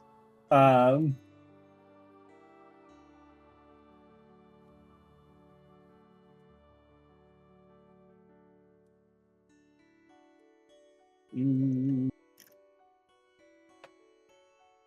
no, I think I'm okay. All right. Well, Ander looks all good. Well, I guess day's yours. Do whatever you want. Ophelia, you should probably go take care of the. Yeah, I'll take care of it. As she kind of looks annoyed. All of you are welcome to come if you'd like, but I can go by myself. Did I get that guy's name from last night? I'm gonna roll high or low. We'll see if he even bothered. I rolled a 20. All right. Yeah, you did get his name. That.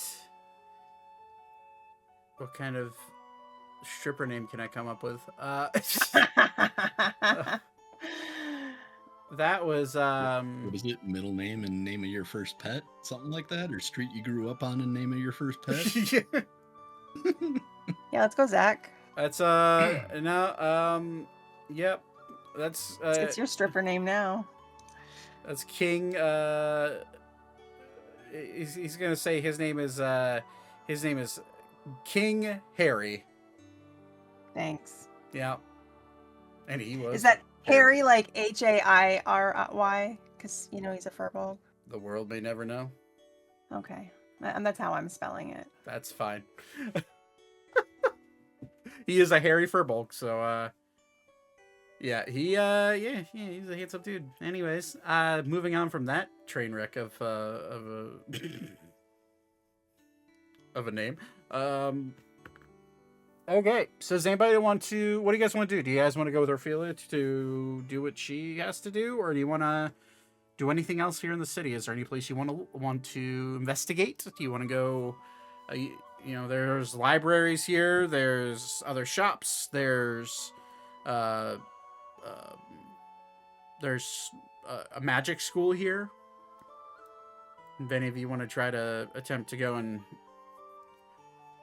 potentially pick up some extra boons and abilities before making your way to try to get into conflict with Torben.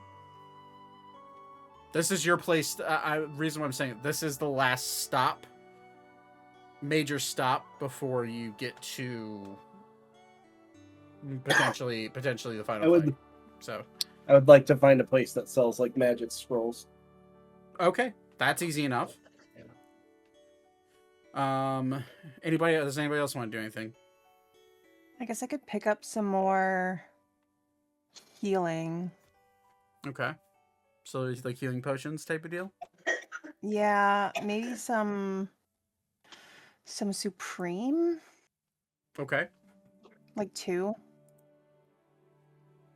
Okay. Yeah, that's doable in this city.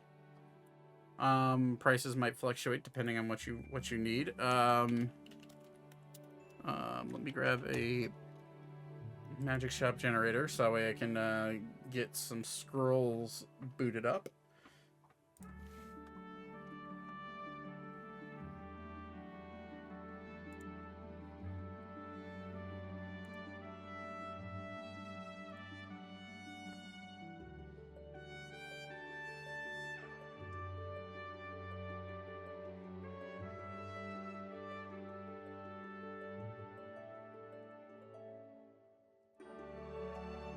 Okay.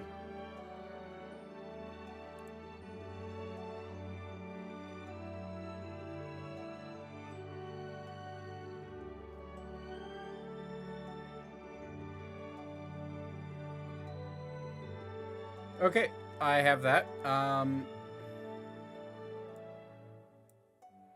Let's see here. So, as you guys wander off into the market, Orphelia, you see Orphelia making her way to the west side of town. She even looks over you and says, "If you need me, I'll be at the bell tower. It's dead center of the lunar market." For those of you that are wondering, it's like right here.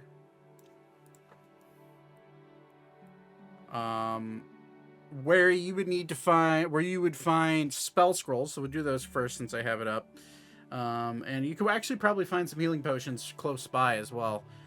You would find spell scrolls. You could find them either at you can find them at the Merchant's Guild, but they're not going to have nearly as many as you'd want. The place to find spell scrolls primarily would be the College of Dawn or the Tower of Eternity, which is just south of the Center Keep.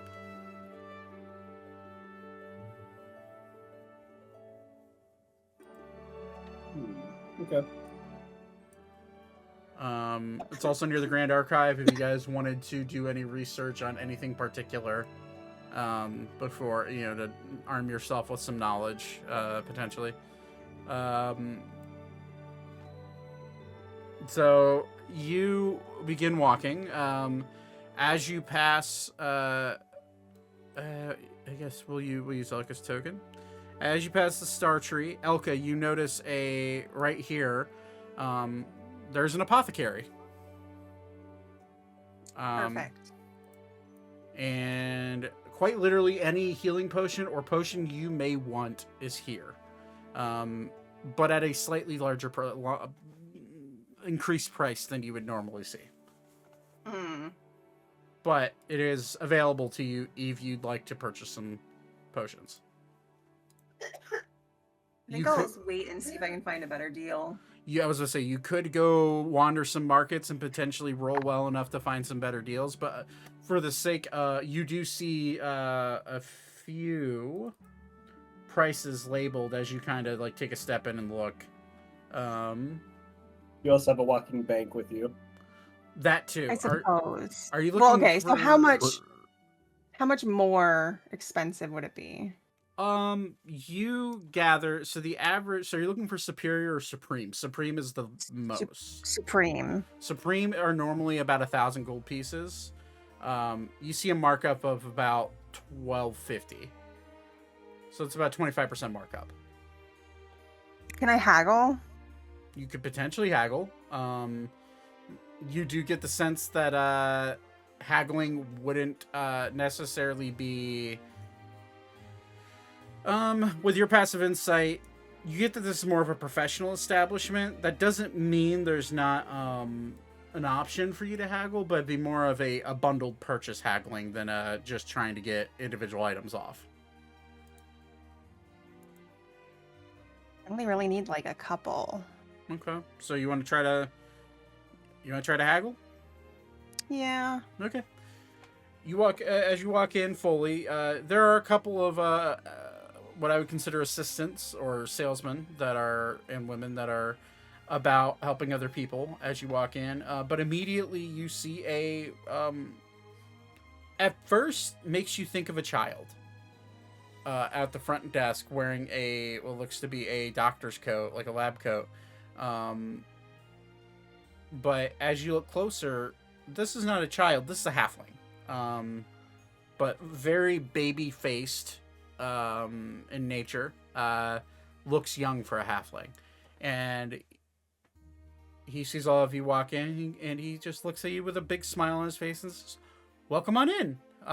This is, I assume this is your first time here. I don't recognize any of your faces." It is, yes. Well, welcome on in. Welcome. our other salespeople are helping others out. So if you want to take a look around and if you have any questions, I'll be here. Whatever you need, I should be able to answer it. I'm really just looking to get some supreme healing potions. Okay. That's easy enough. We do have a few. How many are you looking for? Because we only have 10 in stock. I mean, I'm really only needing 2, but Okay. Sure. Let me see here. We may have, I do warn you that our prices are a little bit higher than your average. Reason being is that we sell out very quickly. Comes with... Is there everything that you are in need of? Maybe. We only sell, medicines and alchemical, goods. But if you have any components or anything that you might want to be willing to get rid of, I'm the owner. My name is Sylvester Iron. And as you look at him, he bright blonde hair, obviously short in stature. He has these bright, shiny blue eyes, and he seems to be wearing the crest of. It's weird. This is a crest that you actually recognize, you just don't know the name of because you've seen it before in other major cities. Specifically, if you walk into any doctor's office or any apothecary, you can make anybody can make a history check if you want. I will. I will. Let's see. I rolled 24. I accidentally rolled that with advantage. Oops. I'll take your 21. That's fine. DC's pretty low. When I say low, it's a 15. So, yeah, you both would recognize that this is the this is insignia. This is the insignia for the World Department of Health and Arcane Research. So this is you would know that this is a organization that basically came together after the fracture for all the world powers, and they regulated they're the regulating force on safe practices for doctors and apothecaries, as well as other magic shops. Zane, you would recognize them because your dad has to deal with them quite a lot for his research. They're mostly a force of good. They are, from what you understand, their primary goal is just to make sure that no one gets, like a Calvin Creed or even an Alistair Silver ever shows up again and misuses arcane means to harm people openly in an official status. With those history checks, Zane, you know the name of actually both you and Elka would know the name Calvin Creed. Calvin Creed was a wizard 20 years ago that was directly responsible for the starting of the Titan War. Oh. He used arcane methods to awaken a Titan and bring hellfire down on the Valentian continent. Or Stryax Uncommon, and for you two, because specifically, isn't tight. For you two specifically, because you are directly connected to two people that were there, it's a very little known fact that was the epicenter of where it all started. But,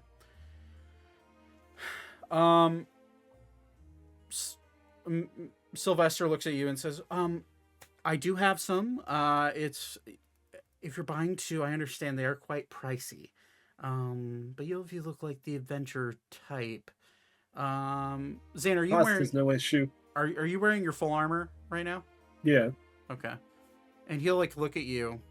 He's gonna make a history check. let's say for a doctor like him, he probably is quite intelligent. Plus 13, that's a 20. He'll look at you and say, "I'd hope cost isn't an issue, Mr. Rona." Sorry, I recognize the armor. Well, that makes sense. Yep. Not many other families use that type of armor, and yours is very intriguing. It's almost like... And you'll see him get a little bit closer to you, and he's looking at... Sorry. I do this thing where I space out and I get too close, and I invade personal spaces. That's a problem I have. It is no bother. Okay. Well, you're buying two. I do offer a deal. It won't be necessarily money off, but I will give you a free item. If She'll you buy take two. up to 5 5? if she wants. Well, then that will get you. They'll get you 3 free items. Potions that cost $500 or $500, 500 gold or less. So you can get 3 of those. For the sake of potions, you can either get 3 superior. You can get 3 superiors for that, on top of the 5 supreme for potions of healing. Or alternatively, if you'd like, you can get a potion of water breathing. You can get a potion of animal friendship, a potion of heroism. And you can get 3 of everything I'm saying. You could get a potion of fire resistance, a potion of cold resistance, all resistance potions, basically, except for radiant and psychic. Those are more expensive. I'll take the heroism. Potion of heroism. Okay, there's 2 more. 3. I'll take 3 of those. 3 potions of heroism plus 5 potions, supreme healing potions. That's going to cost you guys, doing the math, 6,250 gold. I'm paying for the other 3 potions for you, so. So, Okay. 2,500 gold for you. Okay. I appreciate it. 3 for me. And then How you much get for you it would be 2,500 plus be 3,750 for you. Calculator out. Fair enough. There's other other things. You said you might potentially have stuff you wanted to sell, Miss Serona? Mostly magical items. Unfortunately, I'm not really much of a magical item seller. Do you have any medical devices that are magical? Not so much. What do you have? Maybe I could purchase something from you for personal use. I've got alchemy jugs. How many of those do you have? What else? 7. He's doing the math. I have a bunch of lanterns of revealing, some holy water. We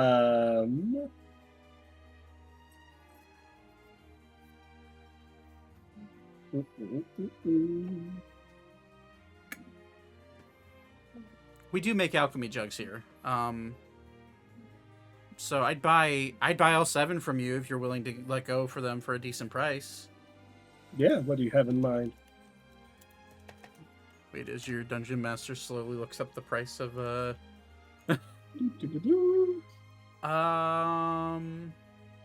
you look over on the shelf and he has them for sale currently for 550 gold. Per alchemy jug.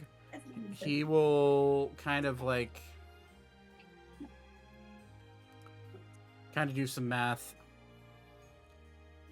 I can take them off your hands for 450 gold apiece.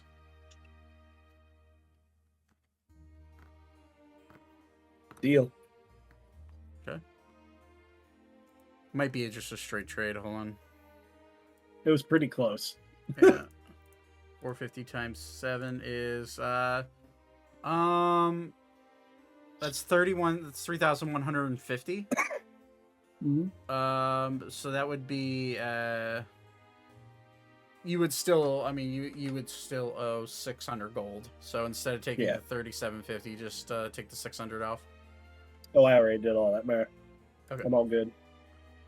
Okay, yeah. So 3150 total to purchase those. And everything else he's not really interested in. That's fine. Okay. Well, if there's anything else I could do for you, we're here. Thank you so much. Okay, no problem. So you walk out and begin making your way towards the Tower of Eternity. You walk into the Tower of Eternity, and immediately upon entering, you see a large portrait and visage of a familiar face.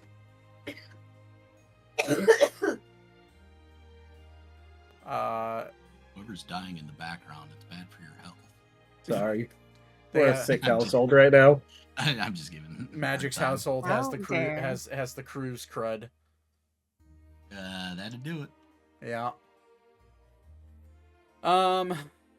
You see a large drawn portrait of Alistair Silver as soon as you walk in.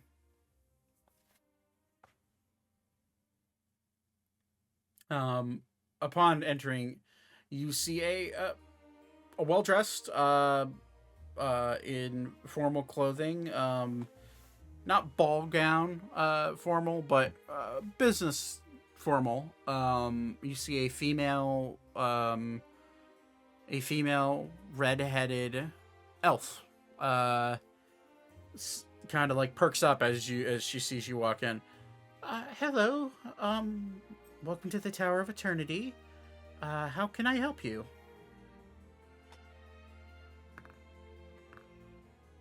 Looks at you, Zane. I'm looking to buy some spell scrolls Well, you found the right for place. me and my compadres. You have found the right place. Is there anything in particular that you're looking for? Do you have anything really flashy and that can do a lot of damage? Unfortunately, a lot of spell scrolls are... sorry, before... I can sell you basic things, but you need to be a registered member of a family that's a part of the... My apologies. I'm from Ebrax. Yeah, oh.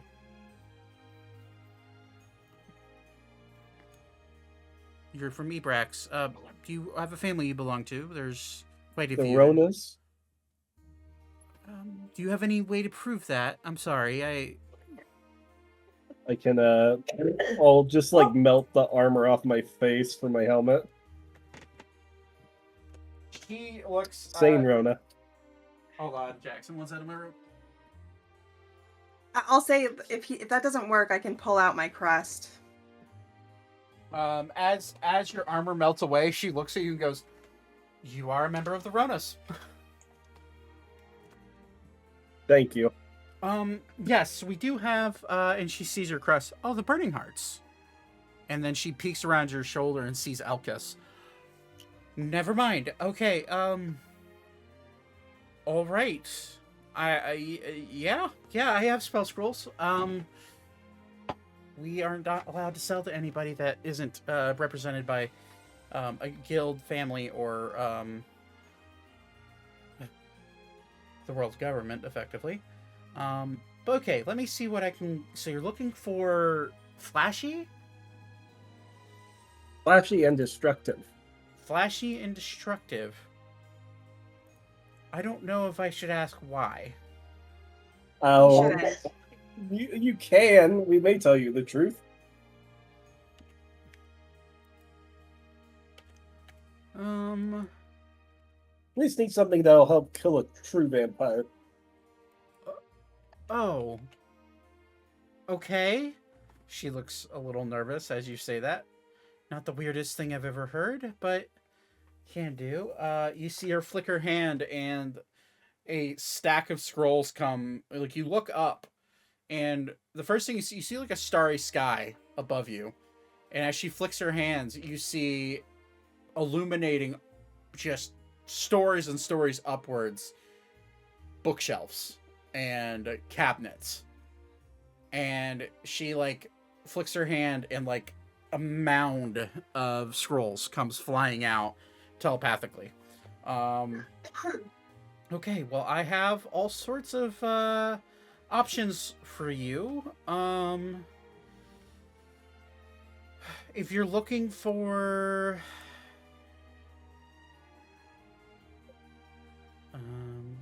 here. Move that over here. Move that over here.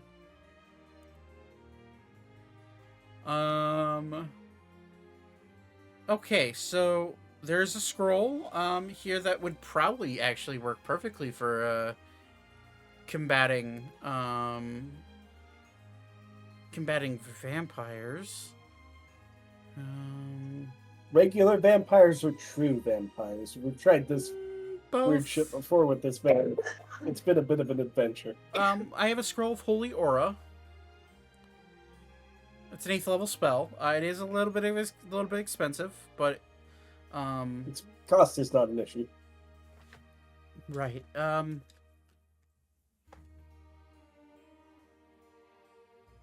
So Holy Aura is a divine light washes out from you and coalesces in a soft radiance in a 30-foot radius around you.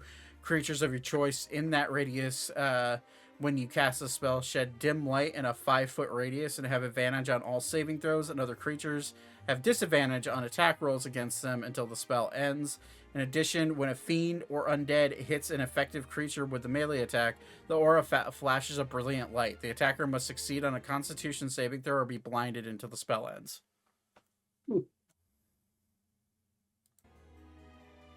Okay. That one's 10,000 gold. Okay. I have... What else you got? Let's see here. I got all sorts of, like, if you want, like, attack spells, I have fireball scrolls. I have oh boy, all sorts. A cone of cold scroll. I have a flame blade spell. But you want flashy. Yeah, like disintegrate type of level. Okay. Well, there's a scroll of mass heal. I don't know if you'll need it for... I mean, you can't really kill a vampire, but it could heal your entire crew. Nope, that would be useful. How much is that one? 20,000 gold. Ah. It's a 9th level spell. Okay. There is... Let's see here. And she's just looking through them. There is a scroll of power word kill. How much is that? That's 20,000 gold. There's alternatively, if you want something a little bit less, there's a power word stun scroll for 10,000 gold.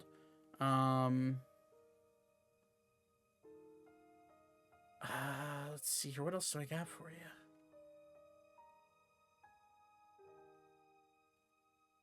I have a tsunami scroll that does some damage. Ooh, how much is that one? That one's 9,000 gold. Okay. I want to remind you that if you aren't a wizard and you don't have the ability to describe these into a magic book or into a spell book, once you use it, it's gonna be just a piece of paper after that. Oh, I'm aware. And she'll look at you. How much money are we talking?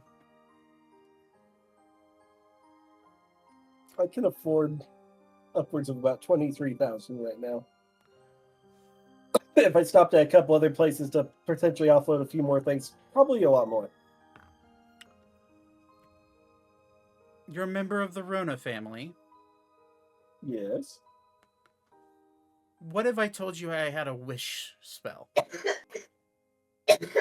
How much are you thinking? Oh, it's not how much I'm thinking. It's how much it is. How much is it? It would involve a call home to mommy and daddy. No, I'm curious. How much is it? 300,000 gold. Jesus. But Okay. it is the most powerful spell known to man. True. We're only authorized to sell this to people who either A, gets approval from our founder, or is a renowned part or a renowned member of a esteemed family. The Rona family is very well known throughout the world. So it's the only reason I'm bringing it up to you. You would be in charge of that spell, and if that spell caused any damage, it would be your responsibility. Of course.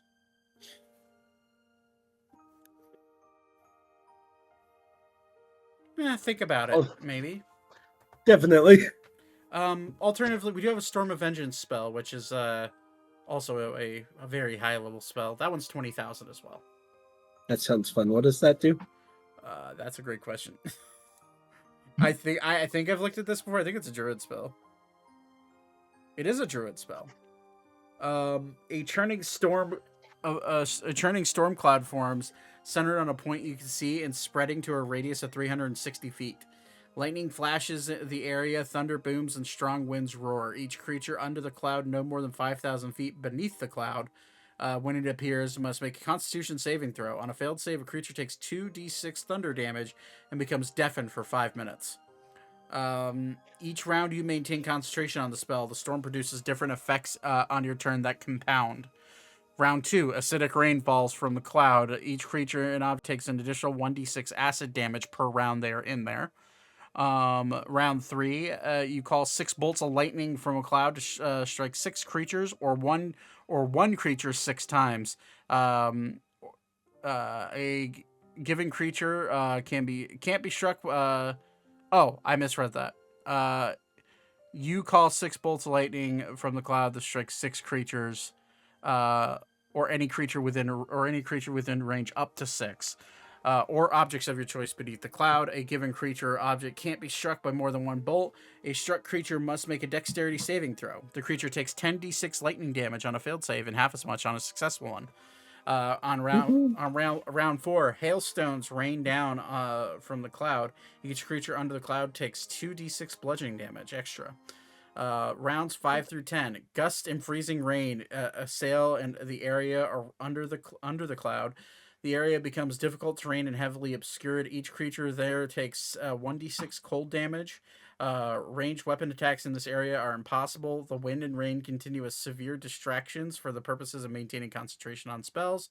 Finally, gusts of strong wind ranging from 20 to 50 miles per hour automatically disperse fog, mist, or and similar phenomena in the area, whether mundane or magical. On the 11th round, the spell ends. So I know what I'm going to be doing. That sounds like a lot of fun. How much is that one again? 20,000 gold. Deal. You get a Storm of Vengeance. I will send you the D&D. Send it to Bingo, because I'm handing it to Weaver. If it's a druid spell, I have it. Oh, do you? It's a 9th level spell. Do you have 9th level spells yet? I do not. So it's a 9th level spell. I'm giving it to Weaver. Okay, then. It's a one-time use 9th level spell. Enjoy. Yeehaw. Where are you? There you are. And all that damage stacks over rounds, by the way. I've seen this spell being used. So each round beyond the lightning strike, another bolt of lightning hits that person. So their goal is to get the fuck out of dodge when that spell is cast on them. It's the only way to cancel it.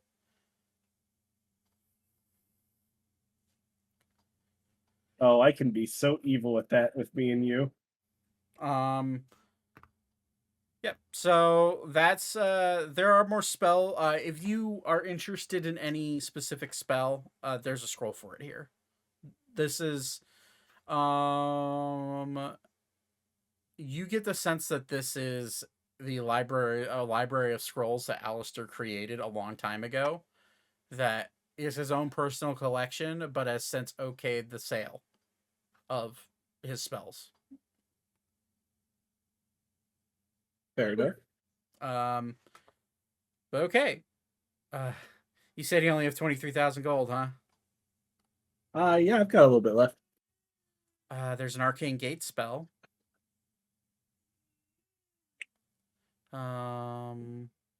There's some lower end spells if you want to spend less gold. Possibly. Let's see here. There's a blur scroll for 240 gold. I'm doing that one. There's a charm person scroll for 120. There is a cone of cold for 1,000. Let's see here. There's a control weather spell for 600. Although Weaver can already cast that spell. Do you have any plane shift scrolls? There I can cast are that too. plane shift scrolls. I don't have the price in front of me right this very second. One sec.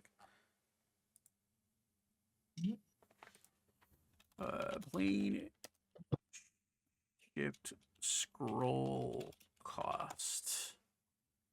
Scroll plane shift. Slightly out of your range right now. How much is it? $5,000. Well, I could make that work if I go sell some stuff and come back. I can also cast plane shift. Cool. Good to know. Any other I spells? have 9 lanterns of revealing, so I'm willing to offload a couple more from the time to spot. Any other spells you're looking for? Not really. Okay. Let me see if there's any other ones that you may be okay with. There is a there's a sunbeam scroll. How much is that one? 6,000 gold. That would be fun. Wait, I might be dumb. I might not have plane shift. I could have sworn. I think druids do get it. Yeah. I'm pretty sure they do. Look. Oh, there it is. I found it. Yeah, it's a druid spell. It's cleric, Yep. cleric, druid, sorcerer, warlock, wizard. Yeah, I couldn't find it in my list, so I was really confused, but I just found it, so. Okay. She looks at you and just says, well, if you come up with extra funds, you know where to find us. Absolutely. Okay, so you walk out of the Tower of Eternity. It is about midday. We are getting late here, so I don't want to go too much longer. Did you guys want to stop at the Grand Archive for anything to try to look up any there? You heard from Orphelia, if there's any information that you may want, they probably have it. I would like to stop there and see if they have anything about true vampires. Sure. See if there's anything that could help us. Sure. Yeah, you walk in. This is a library. You remember the Royal Library back in Artemis. You remember Leon's library. This is far more impressive. This isn't nearly as wacky as his. This is impressive. This is an institute of knowledge beyond anything you've seen before. But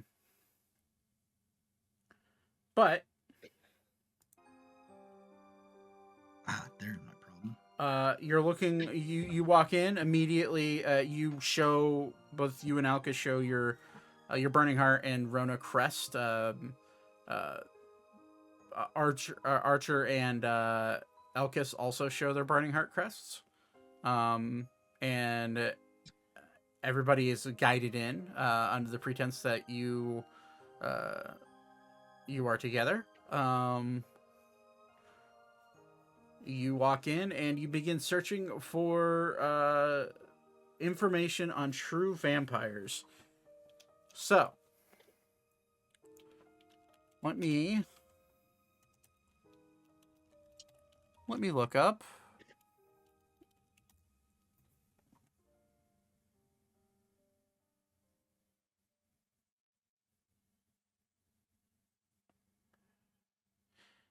Okay, what all are you looking to glean from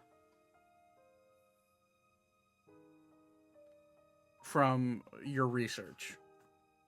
Just to see if they have any like specific weaknesses or anything like that. You read stuff that you kind of already know. True vampires are powerful undead creatures capable of creating their own broods, as well as reproducing sexually. They're capable of mass regeneration as well as shape-shifting at will. They're capable of charming someone without understanding they're charmed. They're capable of mass teleportation on a whim. They're also considered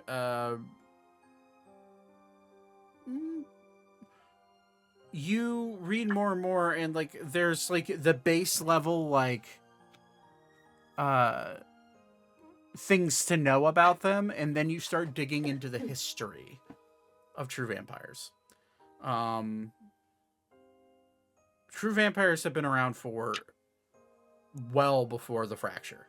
In fact, the oldest known true vampire is said to be Queen Viola's mother, before she passed away. How she passed away is still unknown to this day. However, there are thoughts that perhaps she was smited by a Titan during the Titan War.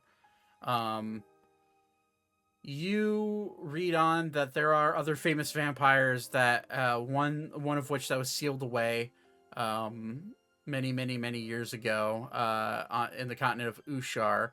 However, his name is unknown. He was just known as the Blood Devil down in Ushar. He was sealed away via a covenant of druids that managed to use their arcane abilities and commune with nature, and they sealed that creature away as far as the book claims to this day. The book was written, you read, about this was written about 25 years ago at this point. There's word of another vampire that was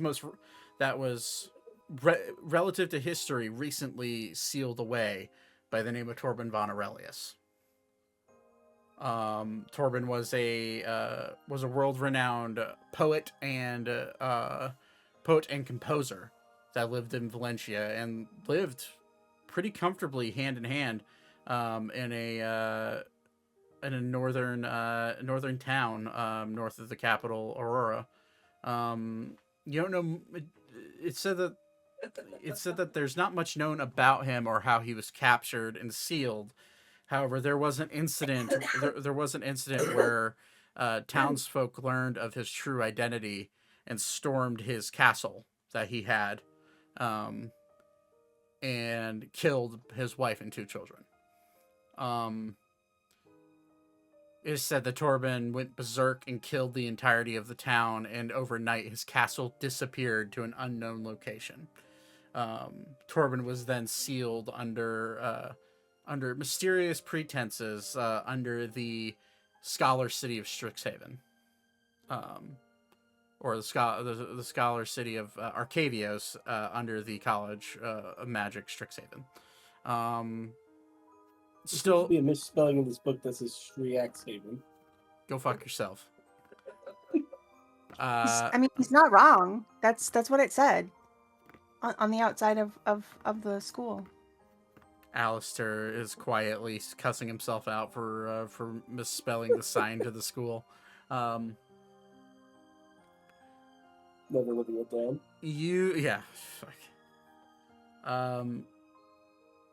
would read that Torben is still sealed to this day and is under watchful eye of the headmaster of the Strixhaven School of Magic.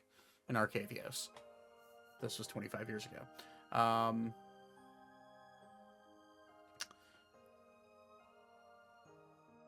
Let's see here. What else can you glean from this?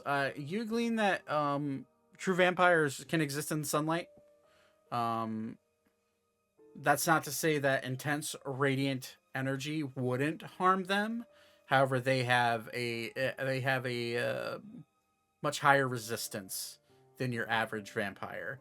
Your average vampire could easily be withered away by direct beams of sunlight. However, true vampires have been known to literally walk out in broad daylight. The most notable in your mind, now that you're reading this, is Queen Valentine. She is a true vampire, and she walked out in the sun just fine, no problem at all. You do remember that she did lean more on carrying a parasol with her, an umbrella, to keep the direct sunlight off of her. However, you have seen her walk out in the sunlight without much issue. You've also seen Torben walk out in the sunlight without much issue. There's a insert about holy water being effective on certain true vampires, depending on how the holy water was acquired. If it was blessed by a certain god that the vampire disliked, it would be more powerful. And you also gain the knowledge that true vampires' magic is based entirely off of imagination. Okay. Boy, there's so much on true vampires. Let's see here. We don't have to get that deep if it takes too long. Yeah, it's a lot. But specifically looking for weaknesses, you gather that holy water may be the only weakness that they have. But other than that, there's not a whole lot of weaknesses for true vampires. They are an eternal menace to society. There is history about true vampires taking over entire countries because they felt bored. Fair enough. I'm gonna say this will be the last roll of the night because we should wrap it up. I want everyone to make a group investigation check. Love that. I rolled a 4. Yeah, I got you. Flash of genius from. I won't get her high enough probably, but I'd say Beep would have given you bardic inspiration. Anybody that's bad at investigation. That's a D10? That's a D10, yeah. He's here. Might as well use it. is it 12 now? It's a 16. Yeah, it's a D12 at 16. Oh, okay. I just remember him mentioning that last time, so. All right, so 13. 13 total. Okay. Yeah. Weaver, if you wanted to use a D12, you could as well. Even with the 19? Yeah. If you wanted to. Okay. It's up to you. That's Nah, I gotta be think the we're good. investigation checks though. Yeah, Thaddeus needs to do one as well. Well, you gotta roll one for the early.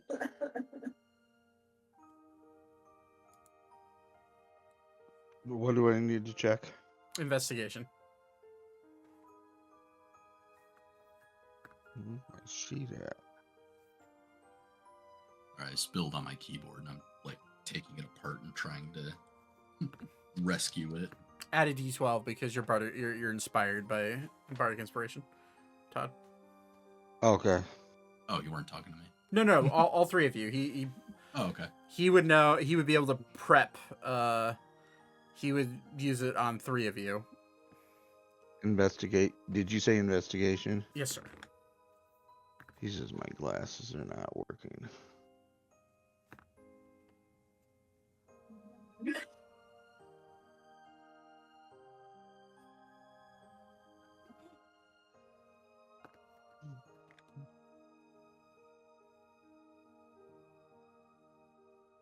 There we go. 15, and now I'll roll a d12 for you.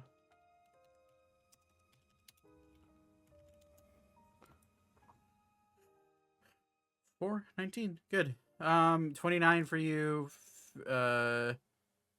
19 for Thaddeus. What was that? 13 for Elka. I'm only gonna make the people that are here roll. You help Zane search, and Zane with your 29, and Weaver with your 29. You're able to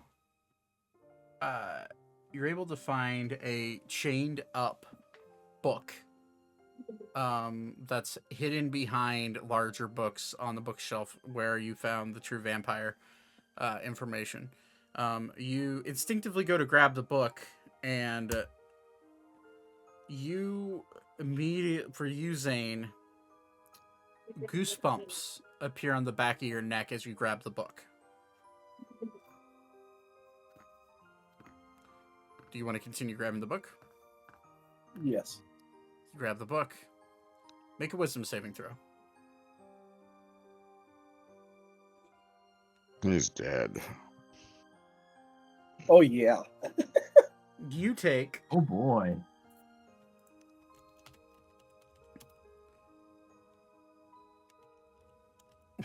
it's the stupidest amount of d4s I've ever had to roll. Jesus Christ. You take 44 points of psychic damage as you fail your wisdom save. Your nose starts to bleed. You are able to grab the book, but you just feel immediate dread fall over your mind. You are afraid of this book. Ugh.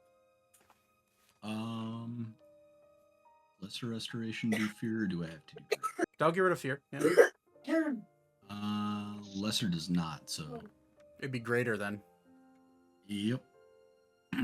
So yeah, not like I don't have 5 bajillion Diamond dust. gold worth of diamonds. Yeah. Okay, fair enough. You greater rest. We were cast greater restoration on you. And then it was 44. Yep. Let me go ahead and do a 4th level cure wounds on you too.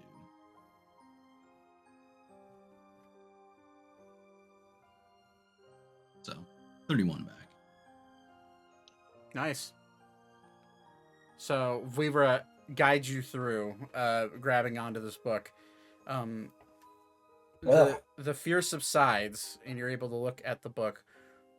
Written on the front of the book is do you read Infernal, right? Sure do.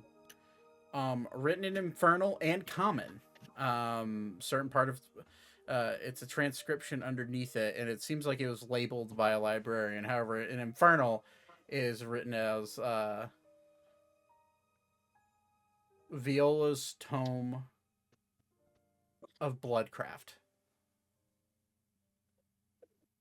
That doesn't sound ominous at all.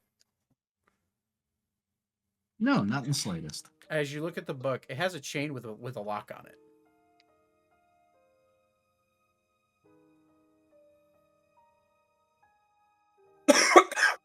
Because we're respected here, I'm going to ask the librarian people if they've got the key.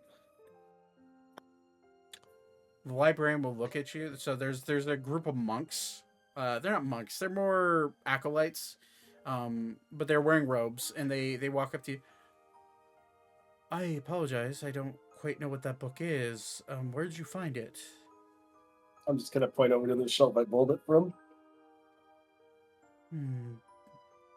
He kind of like waves his hand in front of it. Huh.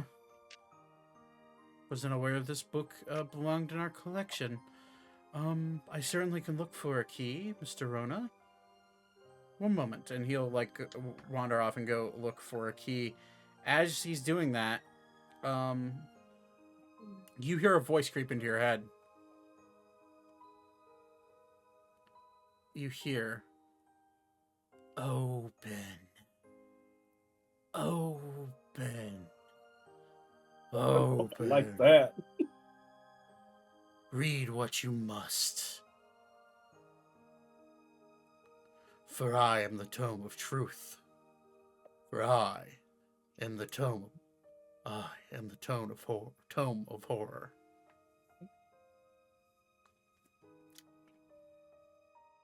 That doesn't sound ominous. No, not at all. The acolyte-looking guy comes running back. I think I found the key, sir. I'm gonna take the key but not open the book yet. And by head, I'm gonna ask my gloves. Does this seem like a bad idea?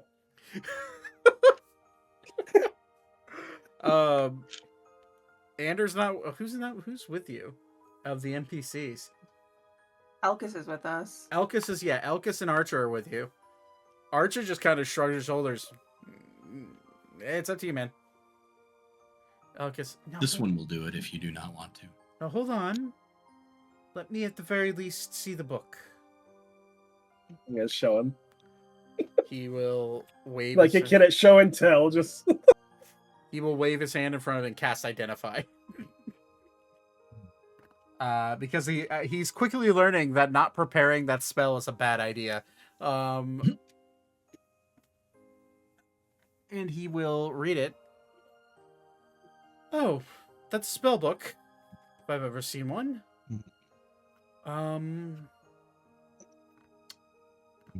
Seems there is a incredibly strong necromantic enchantment on the book. It's probably why your nose started bleeding. it told me in my head to open it, and it was the Book of Truth. It was very ominous sounding.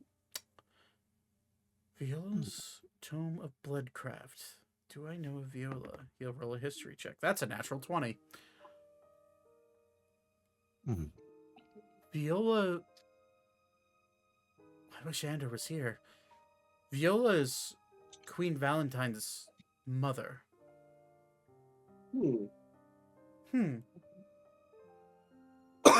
I'd say open That it. feels like we'd be poking a good book. All right, I'm just gonna dump a key in and unlock this motherfucker and rip it open. Zane. Yep. As you do that, I would like you to make a charisma saving throw. Oh god, this one. 13. I can add 5 to that if it makes it any better. It will make it better if you add 5. I will absolutely do that then. You all see Zane's eyes gloss over bright red. Oh. Well, that's very interesting for my eyes that are already red. True. That is very true, actually. Instead Huh, of it seems they've gone from like a cherry to more of like a blood red. It is a Do you blood think red. that means something? It is a bright blood red briefly, and then he shakes it off and his eyes turn to the normal color. Zane, in your head, you hear, a chosen one has opened us. He's opened us. The secrets he will find. I cannot wait. Oh god. And that's where we'll end tonight's session.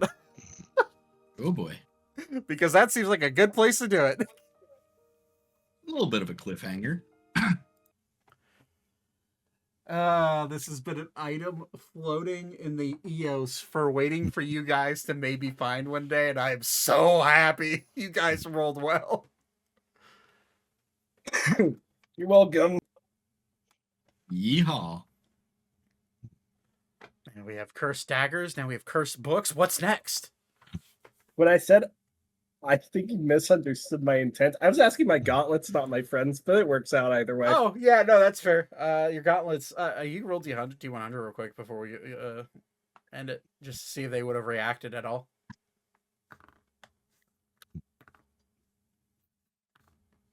Oh, wait, thinking. 43? Nah. Okay, fair enough. Yeah. All right.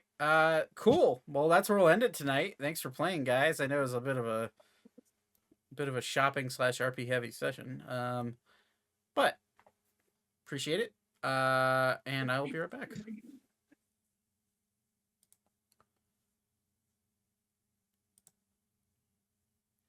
Okay, everybody, that's gonna do it for me. I gotta hop out of here and go deal with some shit. I had mentioned earlier in January that I was going to be putting out an announcement video. That had to be backburnered because of my schedule. My work schedule's been just absolutely chaos. But I finally recorded a good bit of what I'd like to put out, so that's going to be out on the YouTube channel soon. I'm excited about that. So look forward to that. And also, if you're new here, hit the subscribe button if you're watching this on YouTube, like button, all that stuff. That really, really helps us grow on these channels. And if you're here live watching on Twitch, hit the follow button. We're live most Sundays at 7:30 to 8 o'clock Eastern. So if you want to come in and check out our live streams, that'd be great. Anyways, thank you for watching. I appreciate every single one of you, and I'll catch you guys later. Peace out.